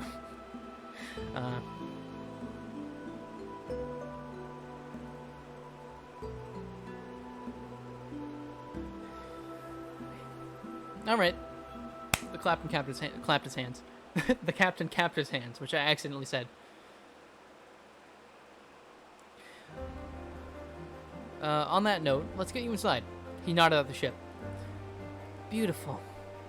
I don't know if I delivered that right. Sai's eyes were sparkling as if she'd never seen something quite so amazing. And as far as the others knew, she hadn't. My ship is rather... Oh, no. No, pulchritudinous, it comes back. I thought I got rid of you. I never thought I'd see the day. Pulchritudinous.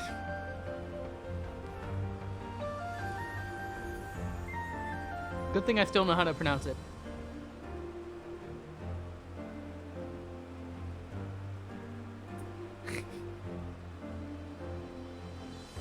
Are you so excited about this last part? Also, I like how you misspelled part with an L and then forgot the L in the next one. Like, you just took the L from last and just shoved it in. I don't know, it's funny. We need a chat white snack break. We can have a snack break. I'll pause the Death Door music. I'll turn on some chiller music with the possible premium ads. I need to go to the bathroom anyway, so we can all take a break. Real quick. So I'll see you in a bit.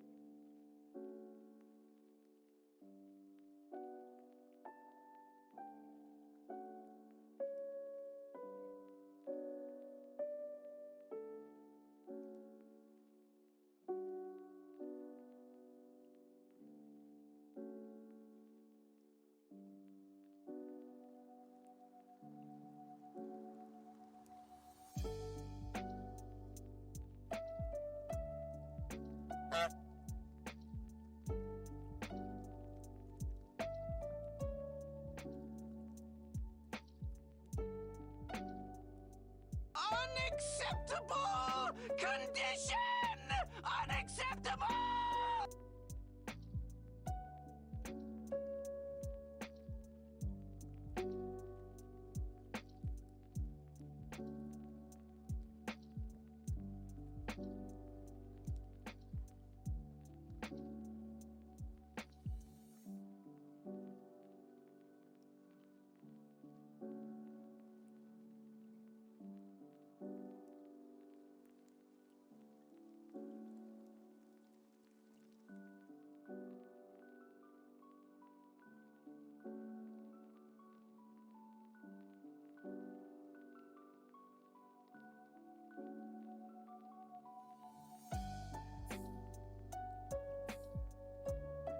Okay.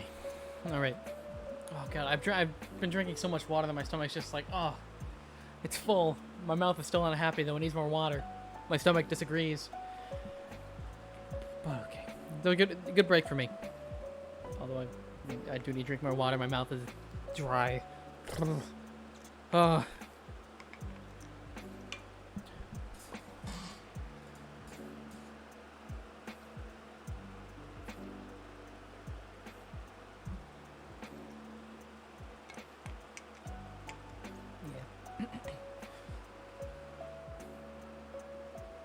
You do take care of yourself, Armin.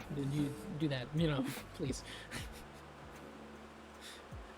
Alright, are we all back now? I don't know, actually. Not sure. Unsure about that. Okay. Man, screw me for not talking in, like, all of middle school and high school. Because I was a quiet, goddamn kid, and now my mouth is not prepared for speaking this long. Ugh.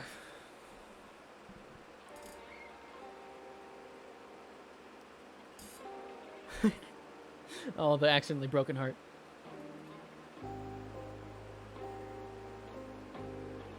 Alright. I'm back. Welcome back. Welcome back.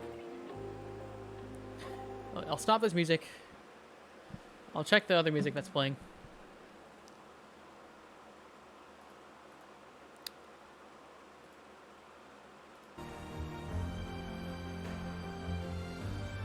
I actually want to start this music. Okay, that seems like a decent song. It's working because I'm /pause sobbing. Oh, sigh. Oh, sigh.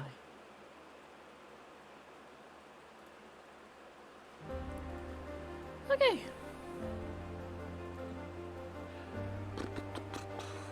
Okay. Right, oh god, I forgot where we left off. My ship is rather pulchritudinous, isn't she? It's a good word. It's a good reference. I love that. The captain grinned and looked around in such a way that implied he was expecting one of the others to understand how the obvious inside joke he had just made. He was met with crickets. It was really rather painful. I see. Armin suppressed a snort and patted him on the shoulder sympathetically while the rest shuffled onto their feet, and did their best to move on. Ella cleared her throat and led them up the gangplank onto her ship. They had been fighting over it for so long that they couldn't remember whose it really was, and began the tour. I actually want to get a page check here.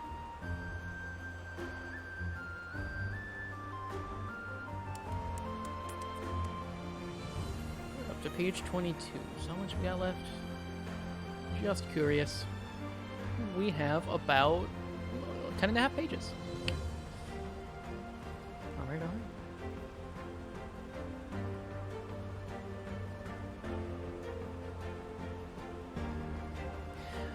A little while later, when the tour was almost over, the sound of footsteps pounding down the hall rang through their ship. Kinsey, Space Invaders, and Sai rounded the corner seconds later. Their arms were full of fabric. They were laughing triumphantly, but also arguing about who got to carry what. Guys, guys, guys, Sai burst out. Look what we found. The captain, who had previously been chatting with Ellen and the others, was turned away from the doors, replied absent-mindedly, "What did you find, Armin?" "No, no." No! Which was closely followed by a simultaneously startled squawk from Armin and Sai. Realizing what had happened, the captain scratched at the back of his neck and chuckled awkwardly. Sai, yeah, that's what I meant. We don't even look the same, Sai and Armin giggled in tandem. Same brain cell. Amidst the captain's noises of protest and apologies, unbeknownst to them, a bond was forming. Ah, Christ, I love that part. That's good. Guys, Kinsey interrupted. You're missing the best part. We found costumes. She waved at the bundle of cloth in her arms excitedly. Hey now, hey now. Space Invaders shoved their way in front. We're not children. We don't play dress-up. This was said with the utmost indignation and was met with a chuckle from Alias, which was quickly shot down by a glare from Armin as the three dissolved back into argument. The fighting crested as Ella walked over to them, inspecting the clothes in their arms. Oh, she laughed. I forgot about these. I forgot all about these. At this, the three fell silent, waiting with bated breath for her to tell the story. These belong to my late crew. May they rest easy. It's been years since I've been told that I've been in that old trunk. Dang, Ella's got a sad backstory? Whoa. I'm sorry, Ella. I don't know what happened to you. Okay. They were moth-bitten and smelled kind of funky, but they were in pretty good condition, all things considered. She looked around at the ragtag group who were currently occupying the ship. They were all covered in soot and ashes, some of them looking pretty banged up, and Reese was still bleeding somehow. Their clothes were singed and tattered in all places. They all needed new clothes and probably a bath. She did the math in her head and decided it was probably a good idea. Say, there's probably much more than where they found those. You could all probably find something that would fit pretty good. I can show you the room. There's also a small spring in the middle of the island that you guys can use to wash up. What do you say? 07 to Ella's crew. 07.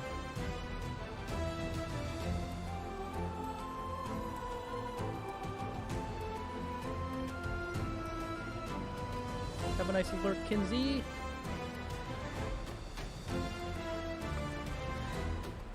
Okay. The majority of them followed excitedly at the prospect of a bath and some clean clothes as Ella led them down the hall. She turned the group loose in the quarters of her whole crew and told them she would meet them topside where they were ready to wash up. Emmett and Alias opted not to change, but borrowed some spare clothes to wear while they washed their current ones. Voice crack. They headed up the ladder and chattered with Ella as she led them to a small clearing in the forest. She told them that she wouldn't be far away and that they shouldn't worry, to take their time. The boys spread out to the corners of the meadow and turned their backs on one another, despite how often they had probably used public change rooms or showers. Ella had left them a small bar of soap, and once they were changed, they got to work scrubbing the muck out of their clothes and hair. Once they were squeaky clean, literally, the soap was pretty sticky. That's a good one. And their clothes were sopping wet, but no longer filthy. They began to trek back to the ship and see if Ella had a clothesline that they could air out their clothes. I read that wrong, but it's fine. In the meantime, the captain, Armin, Sai, Suki, Space Invaders, and Kinsey spent a good long while rummaging through trunks and wardrobes trying to find the perfect combination. So much so that the others were on their way back before they finished. As the second six were making their way up to the deck, clothes in hand, they almost literally ran into Alias, who was attempting to hang a rope in between the masts. Sai paused for a moment to watch, but set off into peals of laughter when he somehow managed to tie himself into one of the knots he was making. That's impressive. Whoa. She offered to help, but Ella took over, shooing them off to get cleaned up. My pup decided to... Oh, Chico! Chico! The worst... Yeah, no. Sticky soap sounds awful, I'm not gonna lie. It's pretty bad. Pretty bad.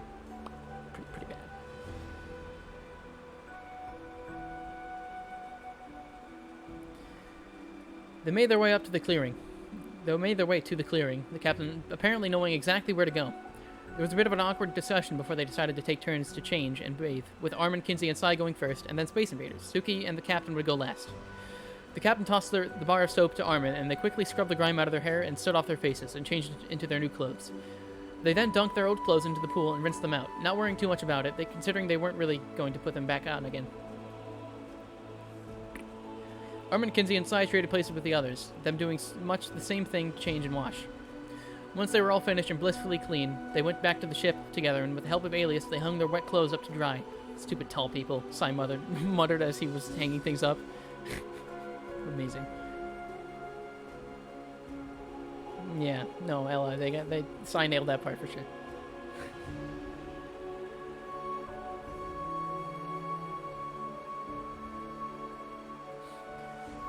What was that? Alias turned to her. I don't think I heard you. He smirked as he shuffled her feet. I said, thank you, Alias, for helping us. You're so tall and cool. That's what I thought. Good, good. Armand smothering laughter, stepped in between them before it could come to fisticuffs, courtesy of Sai, who was already teasingly squaring up, bouncing on her toes and everything.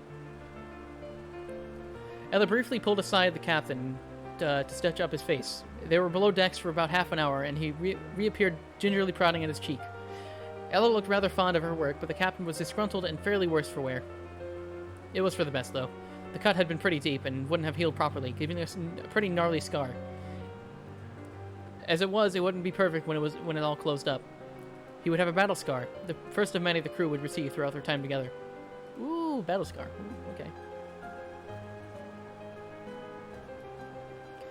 Kinsey looked around at everyone's cool new clothes and came up with a wonderful idea.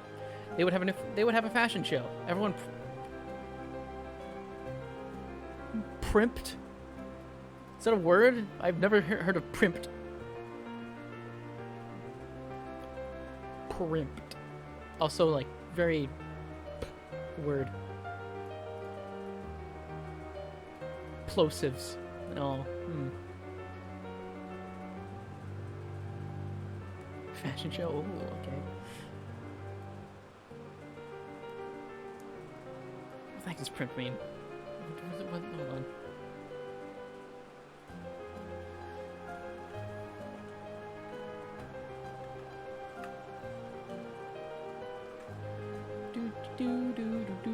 Spend time making minor adjustments to one hair. That's not what that means.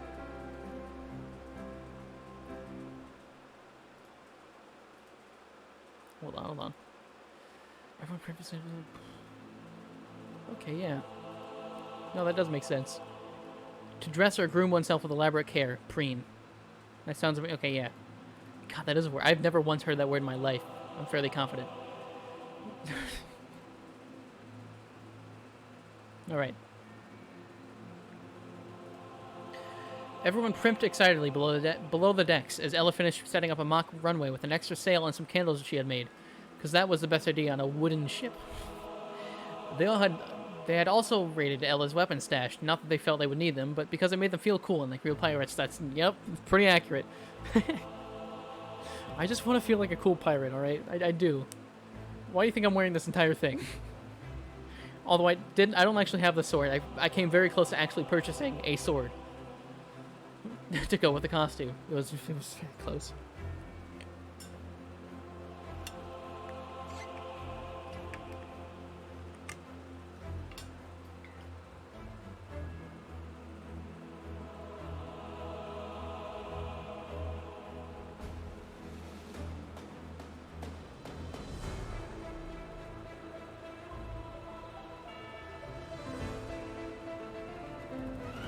Second thing of water gone. Ooh. Ooh. Okay. We do like feeling cool.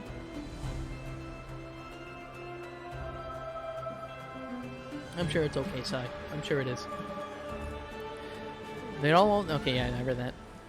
The captain was chatting with Suki as Sai snuck up behind him. He had found a slightly worse-for-wear tricorn hat, and she snatched it off his head and ran away giggling as he sighed and shook out his old hat, pulling it down around his ears. He glared at as Suki smothered a chuckle. Don't encourage them. Sai then went on a hunt to locate Alias to borrow his pocket knife, which he also ran off with.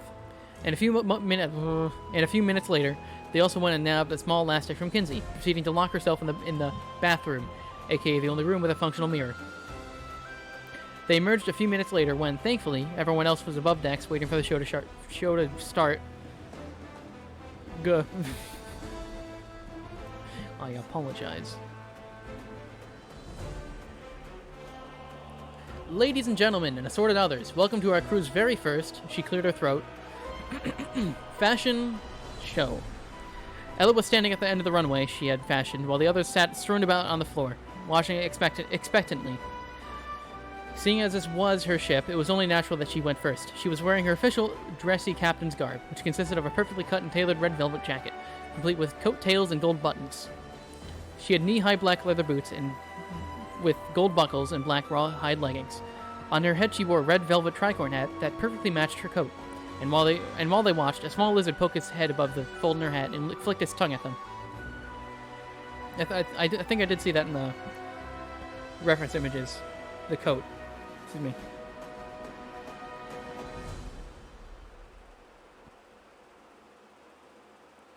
Okay. She strutted down the runway, did a fancy twirl, and stuck a sassy fighting pose to show off her ornately engraved cutlass. The others cheered. She took a bow and found a seat amongst the others, tapping Cap on the shoulder as she did. It was his turn.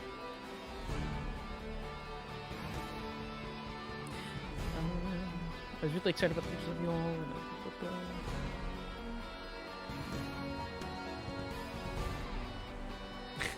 Hello, my god.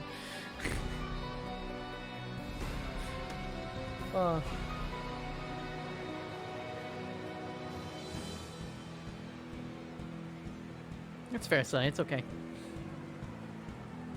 Sorry, I'm taking a break here every now and often, every so often. Because boy, oh boy, have I said I'm not used to this.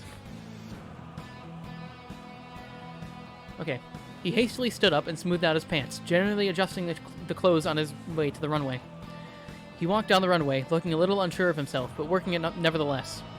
He's wearing a plain white shirt, with a black bandana folded around. Yeah, this is supposed to be black, but like I found this one kind of cool. With a black bandana folded around his neck. His pants were also black rawhide, but his boots were brown and almost suede. He had a mauve scarf tucked into his waist and simple iron cutlass sheathed at his hip. His hat was a typical white sailor's hat with a black trim and gold embroidery in the shape of a fish. Frankly, it had seen better days, but he was very fond of it. Okay, sorry. I think a wire just fell into that.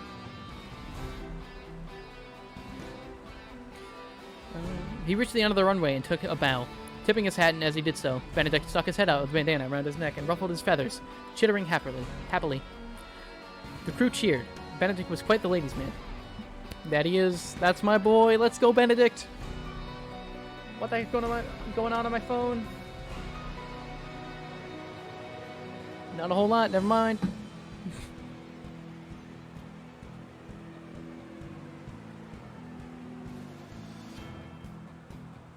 Right.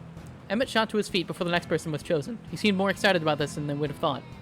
He made his way to the front and struck a serious "I will kill a zombie with my bare hands" pose. Ooh, what does that look like? Hold on. Now I can imagine that in my head.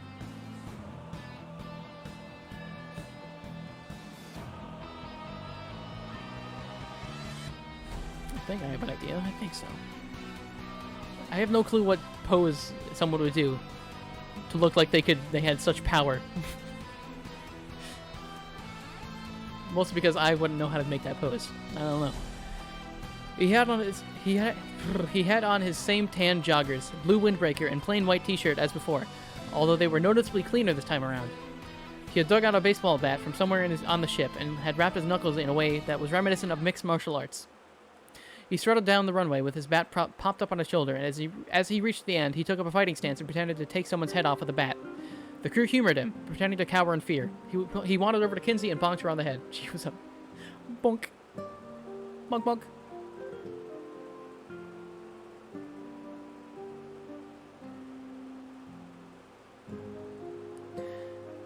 Kinsey primped her hair Kinsey primped at her hair as she walked up to the runway. She had rebraided it, and there were some flowers tucked into it. She struck a pose and tossed her hair over her shoulder, practically stalking down the runway. She had on suede pants with short black boots, and a jacket that was short on the front and tapered into tails on the back. This was over top of a lacy white shirt, and she had a sword that looked almost like a rapier sitting in the holster at her hip. She had a silver chain cuff feather earring on her left ear that matched the assortment of rings she had donned. Is that...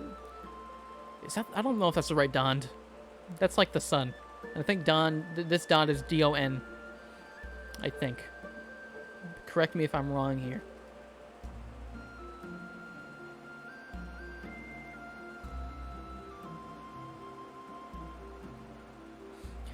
She didn't have a hat, but she had made a flower crown to match the blossoms in her hair. As she reached at the end of the walk, she pulled Suki to his feet, so he wouldn't miss his turn. I got another one. Whee! I'm I'm the spell checker. I'm the one who checks.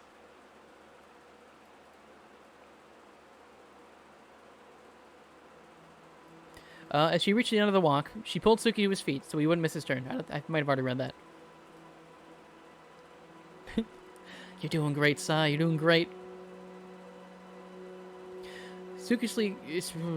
I combined two words. Suki cautiously stood up, adjusting his buttons and heading to the runway. He pulled an albino ball python out of his pocket and posed her around his neck like a scarf. This is Mizuki. And yes, before you ask, I've had it the whole time. She had been in a Funcoma in my pocket. He laughed. She ate a whole rat right before our boat left. Some of the crew grimaced at the imagery, but they couldn't be grossed out for long. She was beautiful, mostly white with light... Oh, excuse me. Whew. She was mostly white, with lightly yellow splotches, many of which were shaped like crescent moons. Her eyes were dark and seemed to be filled with stars. Suki would later explain that this was because she was mostly blind and that the stars get brighter at night. He was wearing a pale-colored vest that was longer than most. Sorry.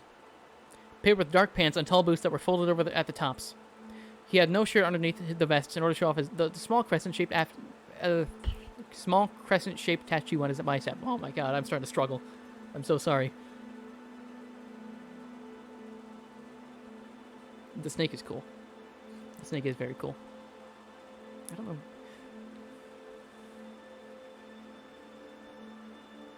How do you wear hats? How the heck do you wear hats?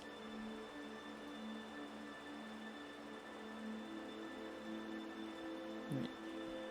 Small music check. Small music check.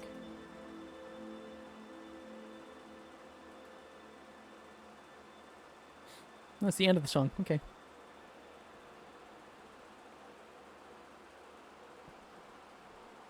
I think this is fine, Sai. I don't mind the fashion show at all. Where was I? Okay. Sai stood up from the back and ducked their head as they made... Sai stood up from the back and ducked their head as they made his way to the front, giving Mizuki a pat on her nose as they passed, and then up to the runway. They were wearing an old tricorn hat, the one they nabbed from Capt, and they were off to do a jaunty little bow, which showed to the others that he had cut their hair. Sorry, I'm not used to like the alternating like pronouns, but it does make sense. Where it had been down to her shoulder blades, it was now a little longer than shoulder length and pulled up in a half ponytail. They came up out of the bow, resettling the hat back on his head, and began the runway walk. They looked very similar to Capt, coincidentally. They had a white linen shirt with frilled cuffs and leather bracers. This was haphazardly tucked into light brown rawhide leggings, with tall lace-up boots, and they had been found a slightly cracked pair of glasses to wear. The hilts of two knives could be seen sticking out of the tops of their boots as they headed off the end of the walk. He passes the metaphorical mantle to Alias.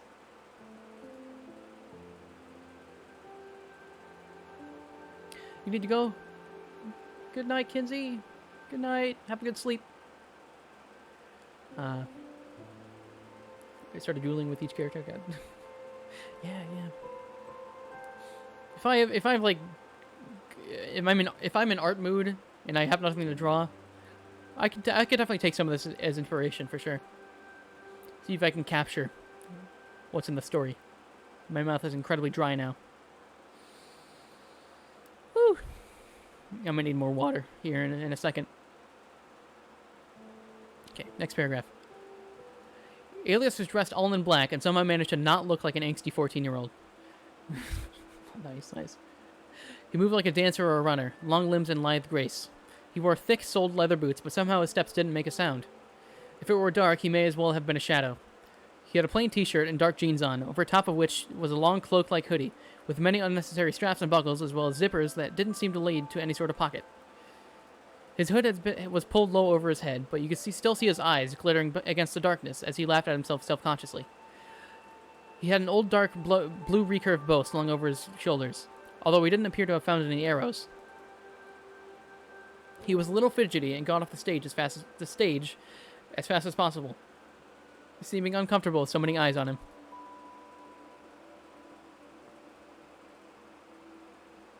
You've already got a fan art? Ooh, okay. That's cool, that's cool.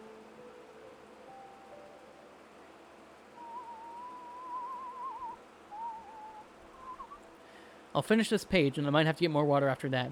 But I'll do it. I'll finish the page. Space invaders had been bouncing in their seat, excited to show off the stuff they had found. They hopped to their feet and headed up the runway, tapping their fingers together excitedly. They were wearing the classic white frilly shirt and a dark red velvet vest with gold buttons.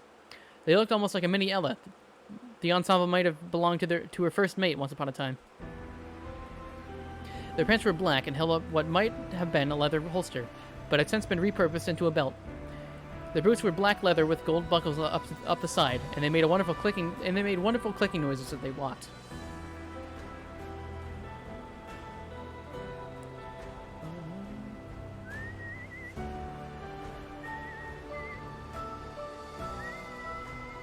Okay. Yeah. That would be it. Armin smoothed out her hair and hiked up her skirts. Yeah, I read the right skirts. Hiked up her skirts so she wouldn't trip on them as she navigated the runway. There came a small, reverent voice from the back of the crowd. Pretty. She laughed and ducked her head against the rising. She laughed and ducked her head against the rising blush and continued her walk. She had a moss green colored bandana wrapped around her hair, with a few tasteful curls pulled out to frame her face. She had a white lace shirt, with a brown leather waist cincher laced in front with a white ribbon. She had a multi-layer high-low skirt that was the same green as her bandana. Her boots were not as tall as everyone else's, but they suited her and the cut of her skirt.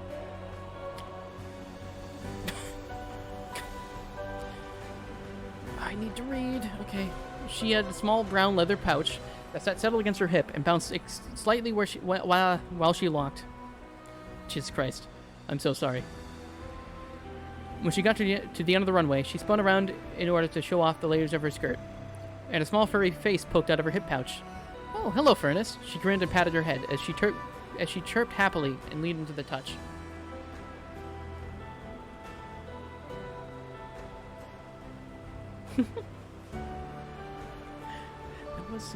Kept not understanding how clothes work is my favorite. Ah, jeez. Yeah. Maybe I don't. Alright. The makeshift crew spent the next hour doing awful, boring menial tasks in comparison, to make sure they would be able to set sail while dawn broke the next morning. This included moving boxes full of food, medical, and other supplies. Barrels of water and whiskey were also included. The latter was much to the chagrin of the ones who were not yet of drinking age. They packed and organized cannonballs as well as gunpowder to go with, despite Ella figuring they would probably not need them. Yeah, that part was great, Sly. That was fantastic. As night fell, they all got to pick which cabin they wanted, and whether they wanted a cot or a hammock. Many of them decided on a cot, but Cap, Psy, and Space Invaders picked a hammock. The cots had a thin mattress and a few itchy blankets, but it never really got cold enough to need too many blankets. Ella lent them all a pair of cotton pajamas and wished them a good night. They didn't really have toothbrushes, and they felt slightly lost with the lack of bedtime routine, but they figured it out. Emmett hunkered down with his penguin and blew out his candle. Oh, right, there's a penguin. Right. Alright. That's the end of that page. We're at the top of page 17 now, and I need water real bad. So I'll be back again. I'll stop whatever music's going on now, and I will start the next one. Second break.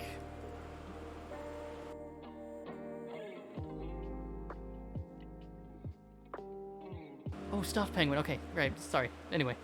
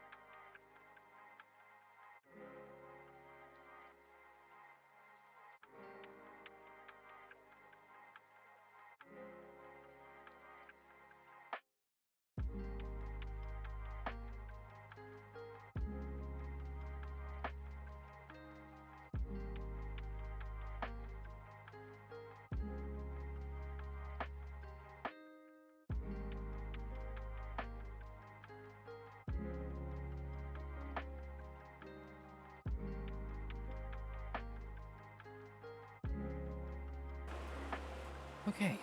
Oh boy. I gotta say, no amount of vocal warm-ups would have prepared me for this stream. Okay. All right. We back. We back. Ah, Chico deserves all the pats. He really does.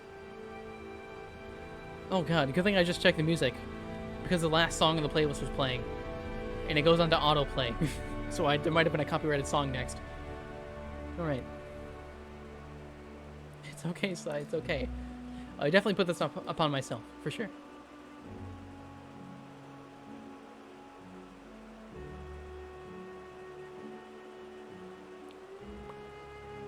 Alright. I guess I'm just gonna go up to the top of the playlist for what songs to play.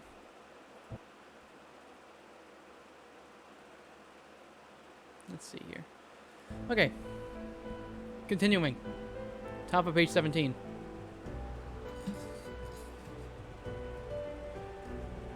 Armin had pulled the dressings and mattress off her cot and was using it as a makeshift desk.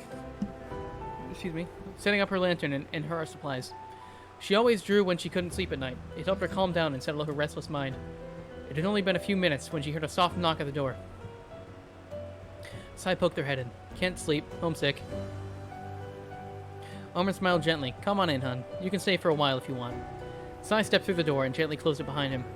They stood awkwardly for a second before Armin walked over and gave them a gentle hug, rubbing their back a little. I was just doing a little sketching. We can set you up a hammock in the corner if you want. Sai nodded and they worked together to get that set up for them. Armin steadied their fabric, and while their friend clambered in, "Thank you, Armin, beloved." Oh, jeez. They murmured as she kneeled back down on the floor next to her sketchbook. She wiggled her fingers excitedly in an attempt to quell the urge to run around screeched at the beloved comment. Sai lay there for a good while, listening to the soft swish of Armin's brush, and watching the light from her lantern dance along the walls. As they finally began to drift off, they heard a wolf howl in the distance, the sound of which would have normally scared them awake, but somehow they knew that the noise was almost a farewell, wishing them a good life. Nice. Nice.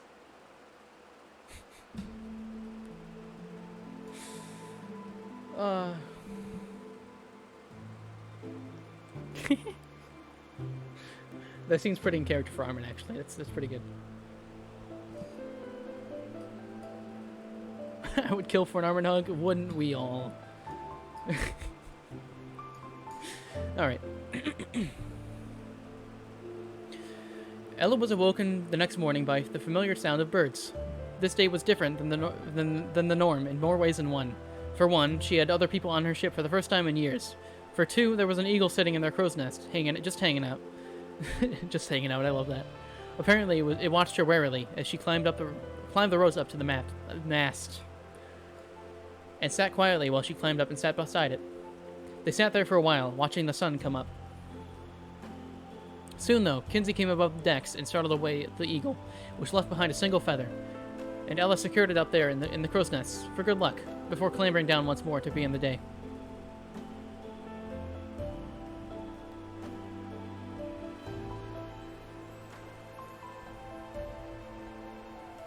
I had a dream months ago where I met up IRL with Captain Stein. We did a group hug, sobs. What? That's a...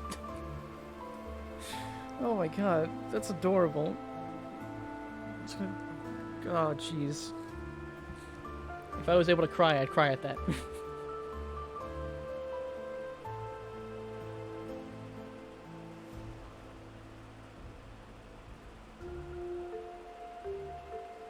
Hold on.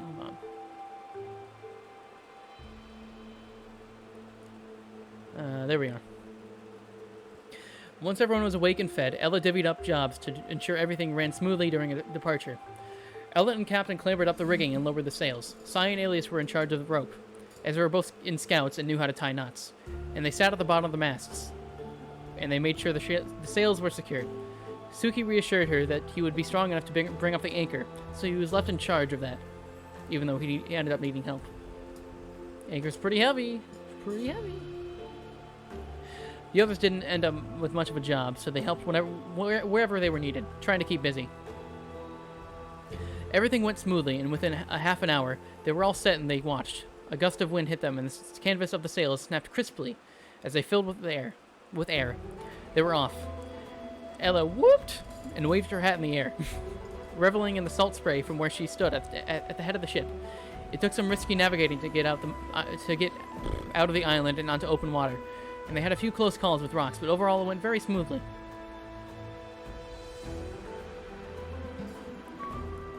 More water. More water. Yeah, I do like the snapping crisply part. It's a good description.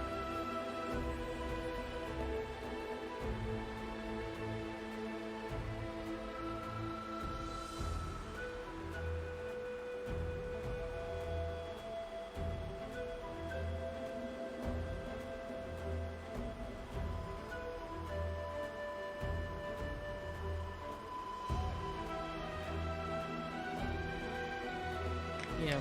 Actually, I don't think I get dreams, like, often at all. If I do get them often, I don't remember them, like, in the slightest, sorry.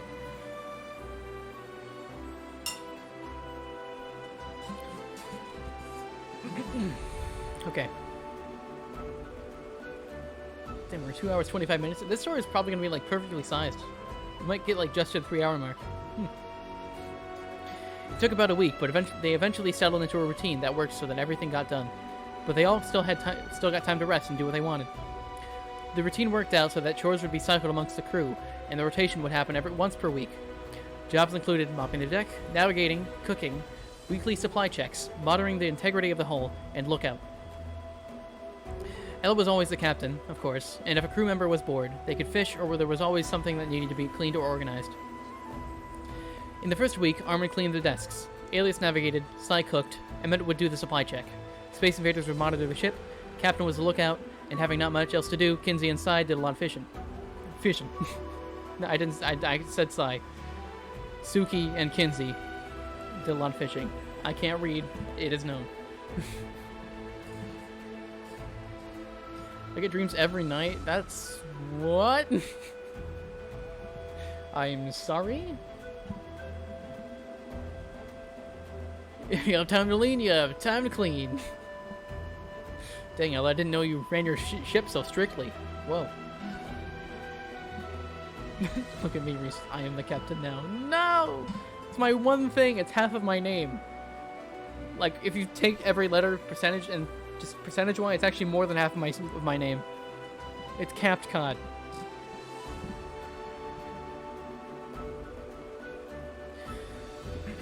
This was much to the chagrin of Cy, who had very little idea how to cook with fish. Armin, Captain, and Cy had fashioned makeshift desks out of some unused cots and spare pieces of wood. Excuse me. The three of them had found a small stack of scrap paper and the like somewhere in the storage boxes, and Armin let them share her pencils and art supplies.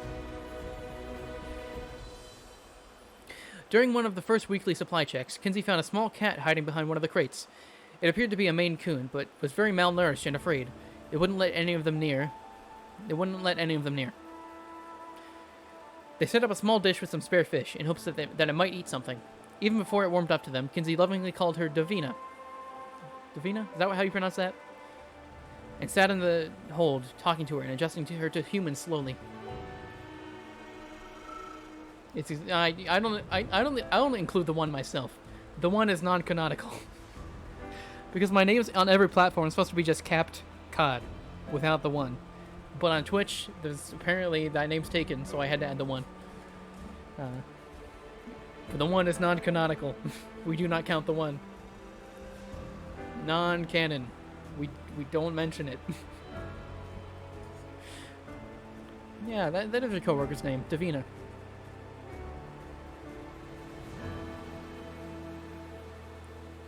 All right. The papers they had found made their way around the ship in the next few weeks. People who wanted them took some, and every once in a while, a paper covered in scrawled writing would turn up on the floor. The stories on these papers never had an apparent start or end, often beginning or ending with only half sentences. Nor did the stories seem to connect in any discernible way. Dulled down to the burn in my chest. Skidded over the first troop flyer, but in its haste, it had run directly into the second one. I opened my eyes again, and as I stared at the sky, I stood on the ruins of. Those are all separate little things. Look at Streamer as you pointed. You! I'm talking to you! Oh, Mike. Those are snippets of my actual writing. Ooh, nice. Nice.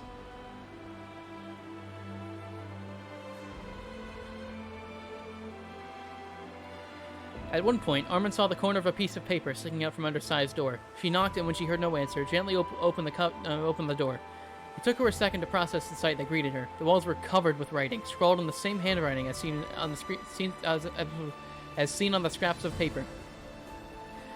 As well as more of the hold on, let me slow that down.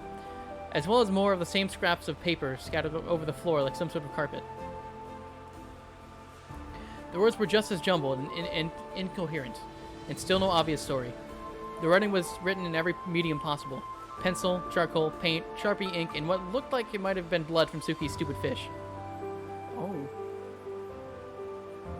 Oh.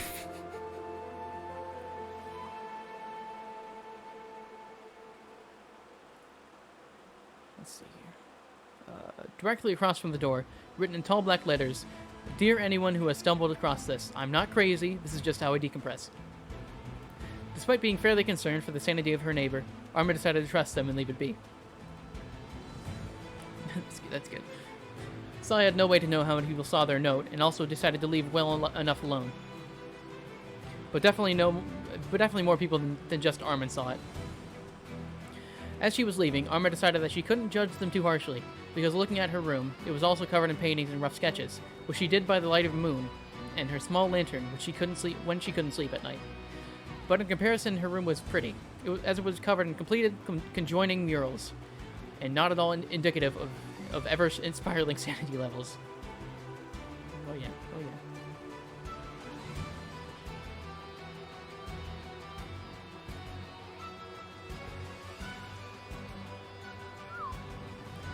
On one particular morning, Space Invaders was woken up at an ungodly hour due to the sound of what they thought were whales. They stumbled above decks, and sure enough, there was a whale with her baby swinging alongside their ship. Feeling very serene, despite being up so early, they lay on their stomach, precariously balanced out on the bowsprit, also a word I haven't seen before, watching the sunrise and the whales. I'm assuming it's part of a ship. That seems about right. Not long after they got settled, Armin also climbed the ladder from below decks. She had her sketchbook in hand and tucking it under her arm, climbed partway up the rigging and settled herself down to sketch before everyone else woke up. This was her secret tradition. She did this most mornings in order to get some peace before the day began. Today, she ended up drawing Space Invaders perched above the whales, silhouetted by the glow of the rising sun. She would later go on to paint over the initial sketch and give it to her muse, who would hang it on their wall above their hammock. That same day, Alias was beginning to feel restless and went into Cap's room to see if they could talk about life for a while. He wasn't there though. Jesus Christ, he wasn't there though, and Alias stopped in his tracks, taking some time to admire the drawings that were stacked up all over his walls. They were pictures of the crew, of his friends, and of all things they had seen during their journey.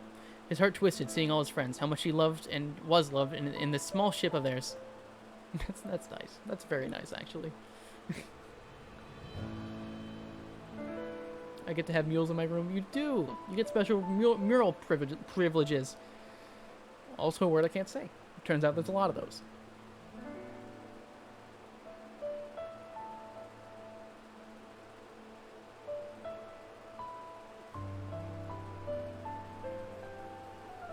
It's about the song lyrics are thick in that paragraph. Song lyrics? In the one I just read?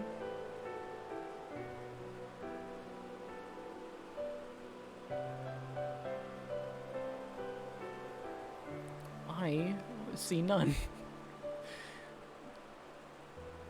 Maybe I don't know if there's songs I just haven't listened to or not. I don't know. Bumby! Oh my god! I will hydrate. Because good god, I need it right now. Hello, Bumby! Hello! Bloop! Welcome, welcome. Very glad to have you around.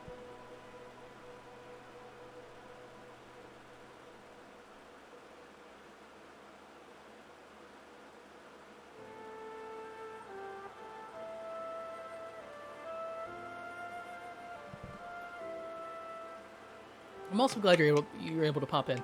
I am. I suppose since you haven't seen it yet, presumably. I'm reading a pirate story in pirate costume. If you want a link to the story so you can read along, the command is in the title. Alright. Okay. So thank you. I think it's an alright costume. If a little shoddily put together, but I only have so many resources, you know?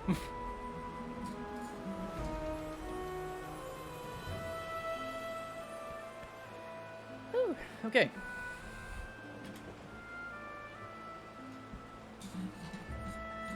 Alright. And for reference, we're at the bottom of page 19.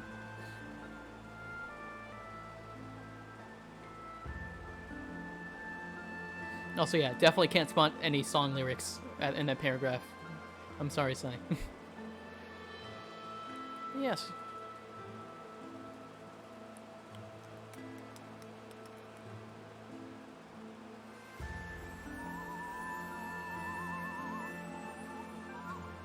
Yeah.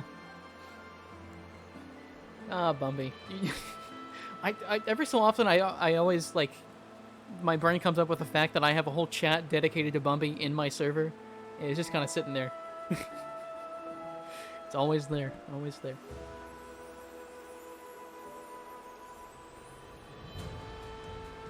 All right. Okay, bottom of page 19. Let's go. Sai woke up in a cold sweat. Not sure exactly what woke them up, but their heart was pounding and their hands were shaking. They figured he had a nightmare and was experiencing residual panic attacks from the night. The feeling subsided quickly, though, and they climbed out of their hammock on wobbly knees. He intended to visit the kitchen on the way above the decks, knowing that they would never get back to sleep, even though the sun was just barely cresting the horizon. Almost at the door, they once again experienced what obviously woke them up. There came a quiet tapping on the outside wall, and they had a flashback to every piece of horror media he'd ever consumed. Grabbing one of their knives, he slipped out the door and quietly down the hall, pausing every so often, each time ensuring the knocking was still happening. On the way up the ladder, he realized that the sound was coming from way up top, and echoing strangely so that it had always sounded directly behind him. Excuse me. He looked above the deck and pinpointed it to be coming up from the masts. Coming from up in the masts. Borrowing the gloves that Ella kept in a box at the bottom of the mast, he began to the ascent, in hot pursuit of the nightmare noise. That kind of sucked. No, me too, Bumby. I'm literally only active in my own Discord server because that's all I can manage, and even then, I do an okay job. Only okay. But you're fine, Bumby. You're willing to stop by Discord or this whenever you want. And how often you want. For sure.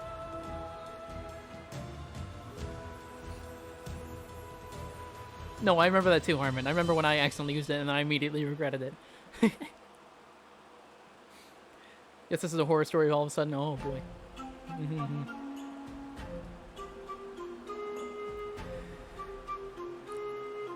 Okay. As he got closer to the crow's nests, the noise gradually grew louder and more frequent, almost like it was increasing due to agitation. He cautiously poked his nose above the rail and saw a large cow perched on the railing. A large crow, not a cow. That'd be a lot weirder. Okay. Saw a large crow perched on the railing, holding a stick in its beak, which it was banging against the top of the mast. It whipped up its head around to face them, cawing softly in surprise, causing it to drop its stick off the edge. They watched the stick fall and murmured sadly as it did, then mimicking the dull thud it made when it hit the deck below. Seemingly giving up on the stick, it turned once again to face him and sidestepped towards them. It stopped about a foot in front of his face, gave a raspy purring noise, and stepped onto his shoulder. Large cow, yeah, large cow. You know, those pesky cows going on ships, perching on railings. The cow got a stick. It's on a rampage. Oh god, the humanity.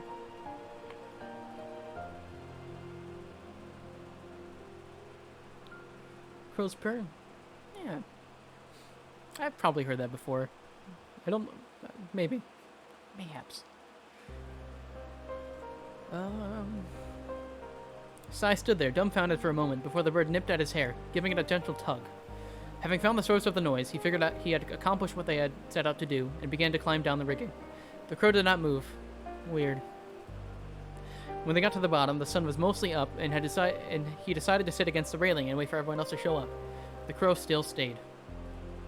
He sat down, and the crow promptly hopped down to perch on his knee. They sat there together for a little while, as he tried to remember what they had learned about crows.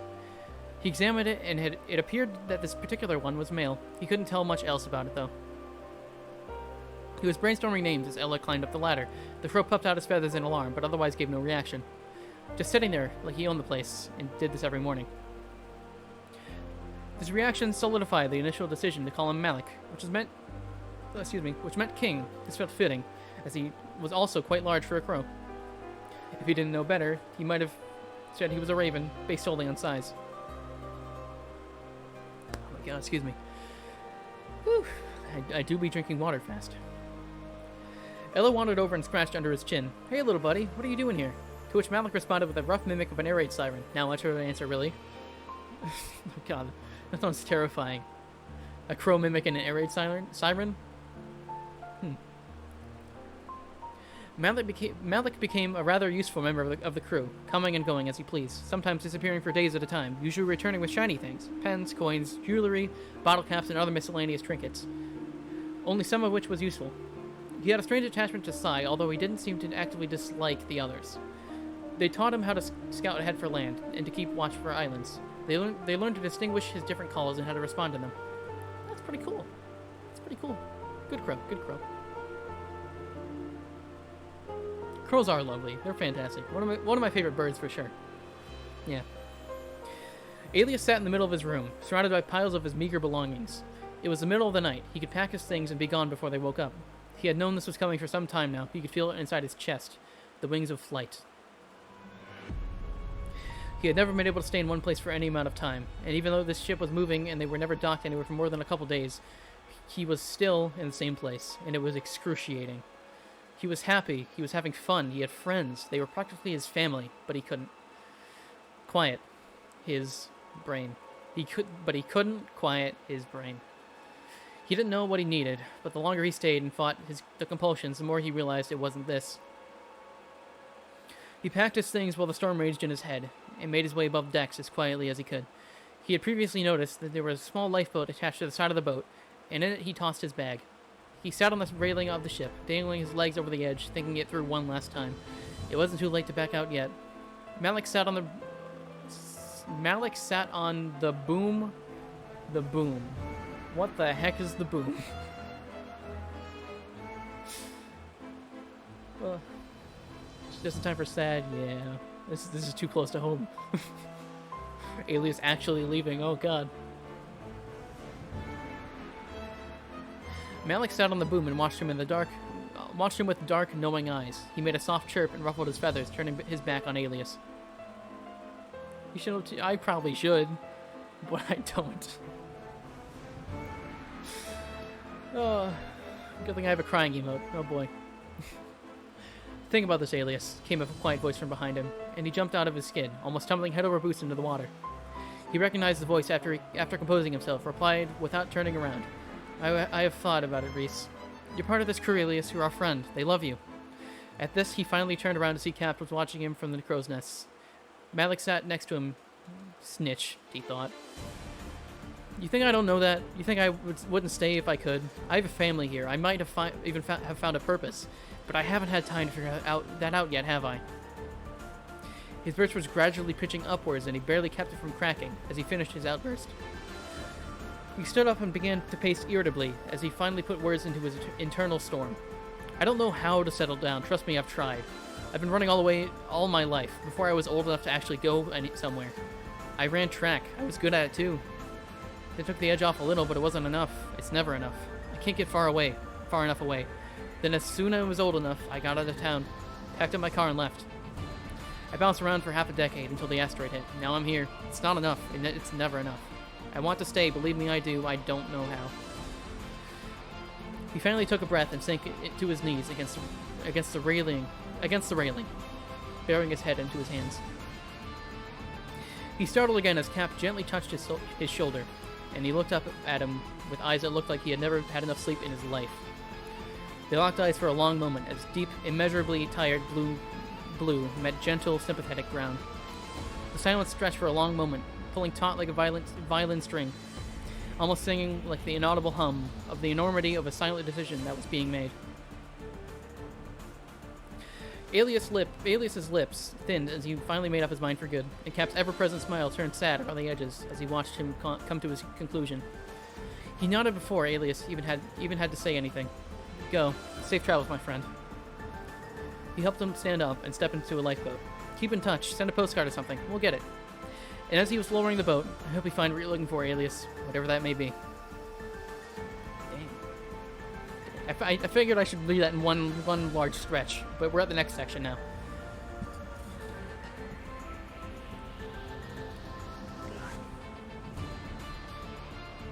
Yeah, crows are really good mimics for sure. 100%. That section is so self-indulgent. I think I deserve it. Oh yeah, no, that's fair. That's completely understandable. I feel the angst for sure as well. But it's not bad. It's not bad.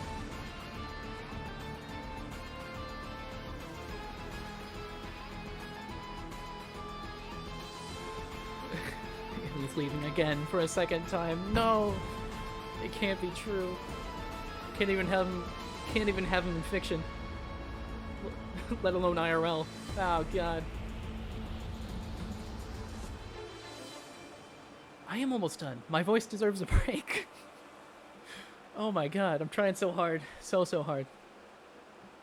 Okay. Let me hydrate for one of the final times, probably.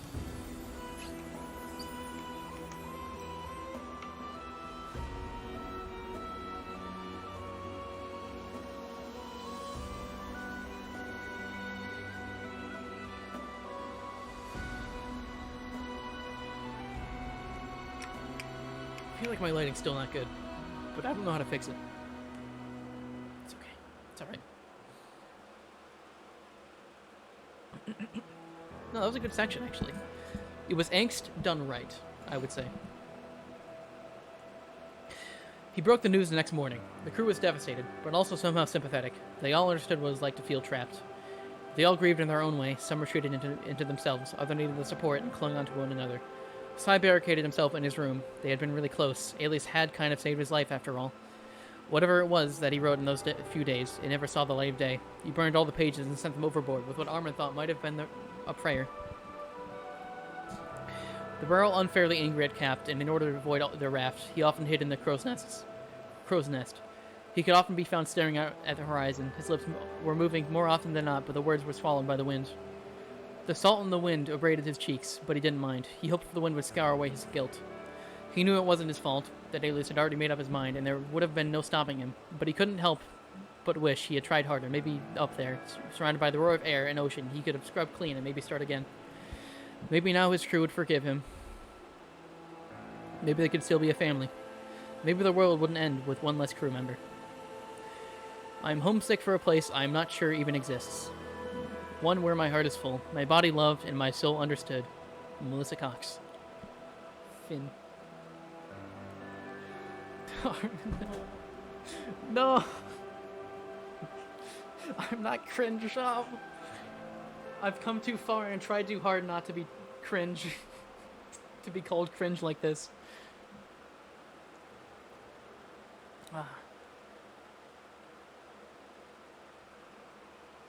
Alright, that's the end of the story. That's the end. There's a few more pages of other stuff, though, that I'll go through.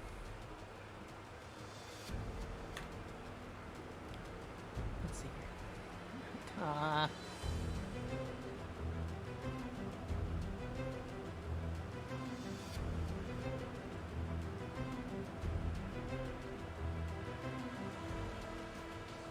You said enemy on the theme. Oh, no. Oh, but I should. What's music playing right now? What the heck is going on here?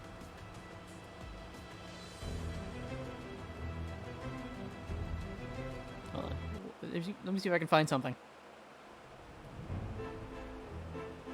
That's not it at all.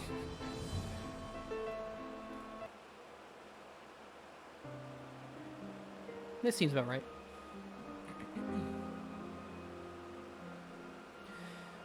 What did I think? I thought that was very lovely, Sai. That was very nice. It was worth the wait. It was worth the wait. You pour your soul into this? It kind of shows. It does. Alright. I can show this on screen. There's a bunch of reference pictures and stuff like that. So I think nothing else is really...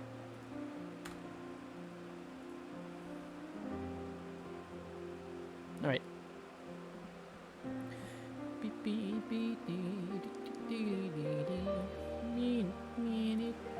Alright.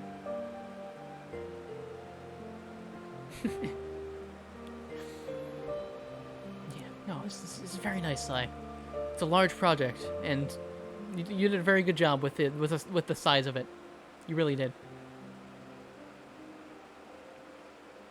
All right, but these are the reference pictures. I drew this myself. Me. This is Ella's jacket. This is Suki.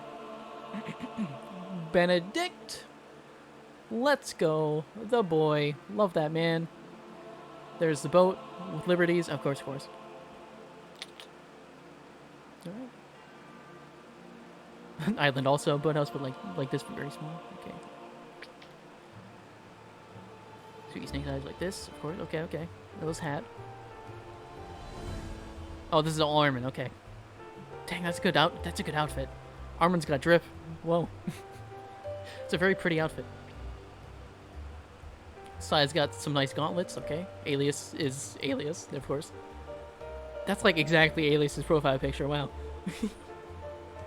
Hello, Hannah, the banana. Welcome, welcome. We did just get finished reading the story. If that's what you came here for. I just got done reading it aloud. But there's a command on the title if you want to read it. It is there. You can download it from that command. I'm sorry, Hannah, the banana. There's only so much I can do. It took me a long time to read that story. Good God. It hurt. It hurt my throat, my mouth. Space Invaders, okay. Mizuki. Sai hair ref. Yes, that's Tubbo. That's fine. It's pretty good hair. I like that. Kinsey earring. Oh, that's nice. Run it back. To where? Where specifically? I brought corn dogs? I'll take that. I am partial to corn dogs. I do like them. God, I haven't had corn dogs in a while, actually. There's also those... There's literally, like, corn dog equivalents that are pancakes. Like, sausages wrapped in pancakes on a stick. Those are fantastic. Not healthy at all. But neither are really corn dogs. But they're really good. They're really nice.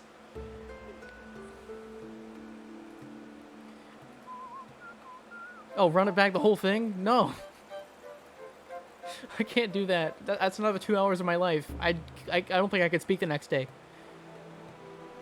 Is there an abomination? I don't know. Pretty tasty abomination to me. I don't know. You know. I'm not reading it again. I can't do that to myself. Okay, I guess you can see these on screen as well. Maybe I should have done the whole story on screen. I don't know. I don't know. Probably should have done that. It's fine though. Alright, Apocalypse Pirates, modern setting, asteroid apocalypse. Apocalypse, yeah, okay.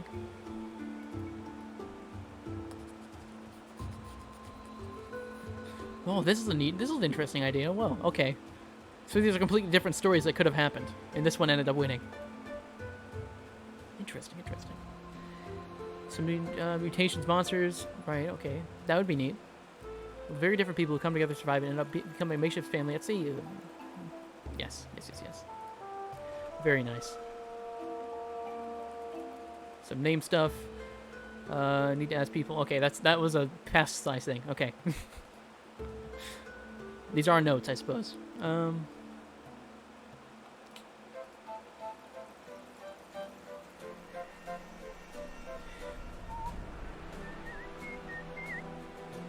Ship to call our own. Ship to call home. Ship of our own. I do like Ship of Our Own. I think that's a good title. I really do. Alright, Captain He, many nicknames. The most upbeat person you'll ever meet. The best moral support is the people that when the stress hits. Short brown hair. The most pirate costume ever. The most pirate costume ever. God, it really is. Look at me. Look at this. Small bird called Benedict, pygmy parrot that sleeps in his bandana. One cutlass. Hat that looks like the IRL one, but more tattered. Pirate theme. Says a pulchritudinous line. Did I end up... Was I the one that ended up saying that line? Oh, I did. I did say that line. Sorry, I got mixed up in my head for a second.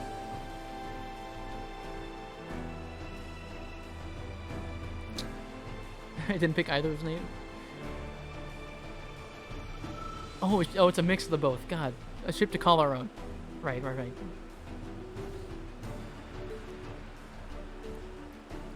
Trying over the walls with riding wall behind them all. This is very nice. Very flattering. I like this. I like Captain. I like Sea Captain. He seems very cool. Armin, she, her, artistic, paints on the ship. Keeps to herself but friendly and excitable when she likes you. Prefers an axe, long brown hair that's up when she's bitty. 80s style, cat eye glasses, pirate theme, furnace the brown rat. Rides in Armin's pocket. Her special trick is being lovely. Boy, it really is. Sai, any pronouns. Mid-like ginger hair with half tail. Ratty old pirate hat stolen from Cap. Lensless round. I like that your hat is just literally just you thieved. You thieved from me. You forgot the axe? Yeah, you did. It's okay. There's a lot of aspects here. I don't expect you to get them all. It's a large task.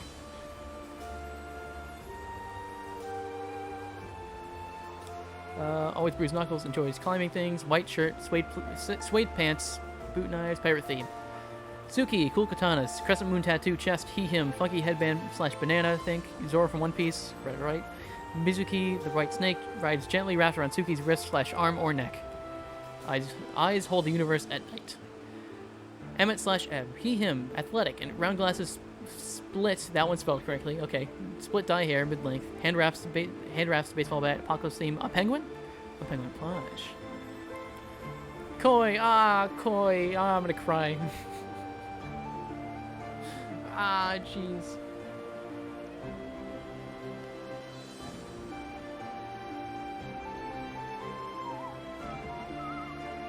Give me a moment here.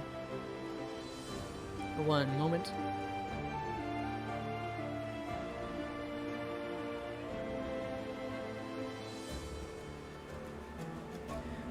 Okay, alright. Sorry about that.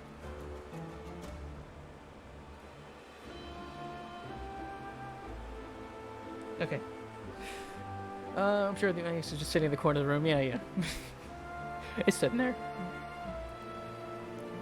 You don't have to chop down wood so it gets unused, I guess. For a second I thought you said there's a lot of aspects here. Oh, I should have. If I was funnier. Sobs Koi. Oh, I was gonna have a Koi cameo, but it was too much. Ah, it really is.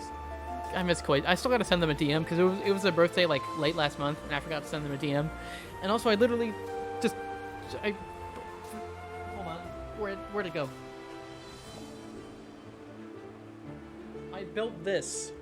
I built this because it's a koi fish, and it reminds me of koi, but also it's just a really cool build, and I like koi fish IRL. I have to send them a picture of this, and I haven't yet, for them to look at when they come back. So. I miss koi a lot. I miss koi. It's not even like Alias, where they're like kind of gone. They're gone for a while. Alright. Alias, he, him, hold on. No, that's the wrong screen. Oh, whoops, don't mind that. Alias, he, him, dark hair, semi-responsible, sarcastic older brother type, glasses, athletic, one of those enjoying people who run for fun / endearing. Apocalypse theme, bow. Kinsey, she, her, long purple hair, pirate theme, and Maine Coon cat. Ella, she, her, I can't say that, pirate who stumbles across the rest of the crew, and ends up staying. I think we end up stumbling across Ella instead.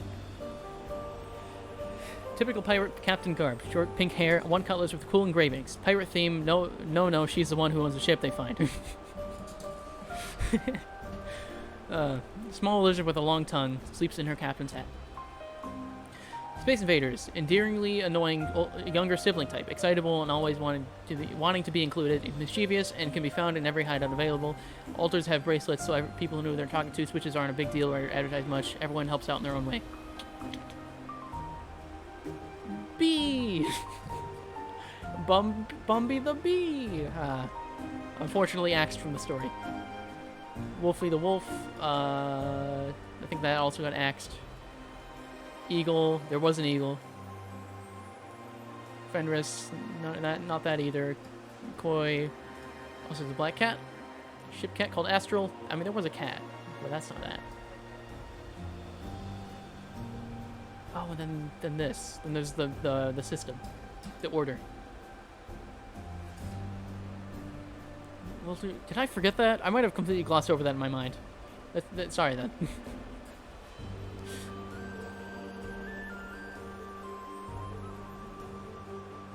Event writing under the cut. Is this... Oh, is this part of the story, too? Is this canon? Gotta run. Thank you for the stream. Goodbye, Iridace. Thank you for listening. Thank you, thank you. And yes, thank you, Sai, for the story, of course. I would have streamed something else completely if it wasn't for Sai's story. But this was lovely. This was the depiction that may or may not have been left in. Let's see, I'll read it. I'll do the final reading, and then I'll end stream. Because I need some rest, some break. Plus, we're like just hitting the 3-hour mark. So this is pretty good timing. Decide if it's canon or not, probably, I don't know. That's fair. Yeah, that's okay. Goodbye, Eurydice. Goodbye. Have a good night. Have a good night. The tears came and went as the day passed, prompted by seemingly random things. They spent the whole day in their cabin, curled up in the corner, writing out the breakdown. After a while, the cause of distress became less and less evident, until they were just riding the wave of emotions and letting themselves run dry. They were so overwhelmed with everything. Everyone was always so nice, but they missed the way it was. They'd always daydreamed about participating in a found family narrative, and had always longed for an escape, an excuse to run, but none of their stories ever went like this. There were tough times for sure, but there was always someone to sit with and share the grief with. Right now, they were all alone, too proud to seek anyone out for comfort. They were the put-together one, the one who comforted, the one to be parental, organized. They were afraid of what the others would think of that facade, if that facade would shatter. There was a knock on the door suddenly, and they sobbed again out of pure shock and despair that they would have to be presentable in moments. Take care, Jace. Take care. This is the unfinished, more personal take. Ooh, oh boy. Interesting. What? Is that good? I don't know how to tone that. Oh god. They did their best to keep their voice steady, normal, but it pitched humiliatingly upwards at the end, and they buried their head in their hands again. There was a small shuffle of feet, and then, "Can I come in?" It was Armin. They stifled another sob. She sounded worried, and they loved Armin. And they really didn't want to face her like this. They swallowed their pride, wiping up their face as best they could with their sweater sleeve, and turned away from the door, squeaking out an affirmation. The door creaked open, and Armin stuck her head in. She began to say what she had obviously come here to say, but startlingly cut off when she took in their appearance and state of the cabin. "Oh my god, are you okay?" When they didn't answer, she crossed the room in a few quick strides and hit her knees beside them. Sigh? She touched their shoulder gently as they grimaced and turned further away from her. "What's going on?" They shrugged out from under her hand and shook their head, but Armin was not so easily deterred. Thoroughly humiliated and exhausted, all the fight drained out of them, and they turned to face her. Scene. Alright. Oh, man. I gotta sleep. I gotta probably, take this off on my pinky, because I don't know what's under there, but I think it's better now. And then I need to drink water, eat the rest of my food. That's cold now. Microwave. Oh boy.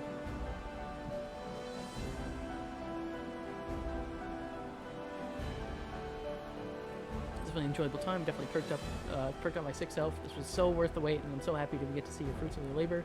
You put so much love into and work into this, Sai, and it shows. God, your writing is such a treasure, Sai. Thank you for you sharing it. Thank you, Sai. Thank you very much. I think this is good. It's probably one of the best things to come out of the little community, the server, if not the best. I'm going to be honest. It's pretty up there. All right, this is great to be back. It does seem like that type of stream for sure. It's a great background stream. I always really want content that I consume in the background, because I like doing stuff while listening or watching this something. but there's rarely content that it fits that criteria for me. Also, to everyone who was in it, are you comfortable if I post this? Oh yeah, go for it.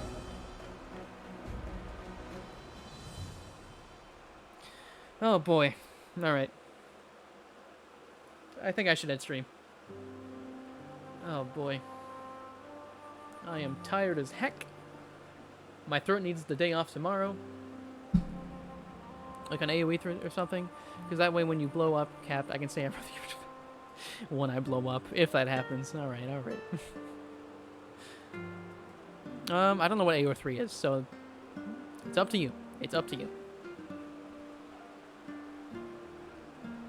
You can post it anywhere for me. I don't really mind.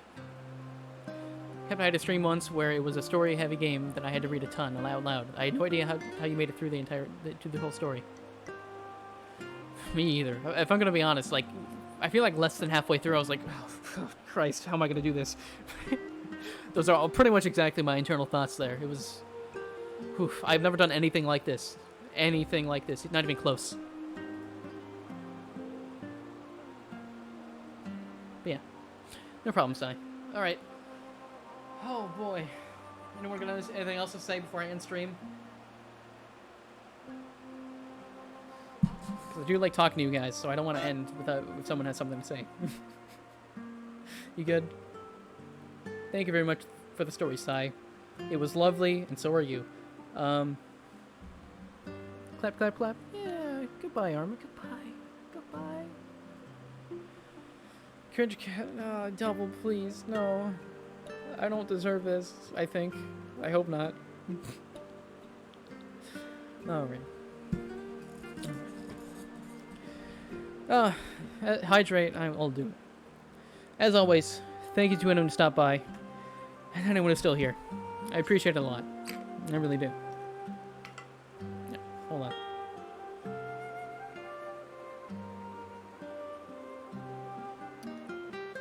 Water just dripped down right down my shirt. It's kind of cold. All right. Yep. Story will be officially available, and I need to remove that command so it can't be used again. All right. Goose. I'll see everyone later. Wednesday, Little Nightmare stream. I will not be dressed as a pirate. I'll be in a raincoat. And remember, Armin, Iridaze isn't here anymore. On Wednesdays, you wear pink. Now stick to it this time, because I will. Alright, goodbye, everyone. Do I have a to raid? I almost forgot. I don't. I'm just going to leave. I just really need to go to bed. On Wednesdays, we wear pink. Goodbye, everyone. Bye-bye. Bye. Bye-bye. Bye. I just steer your line. Bye. Goodbye.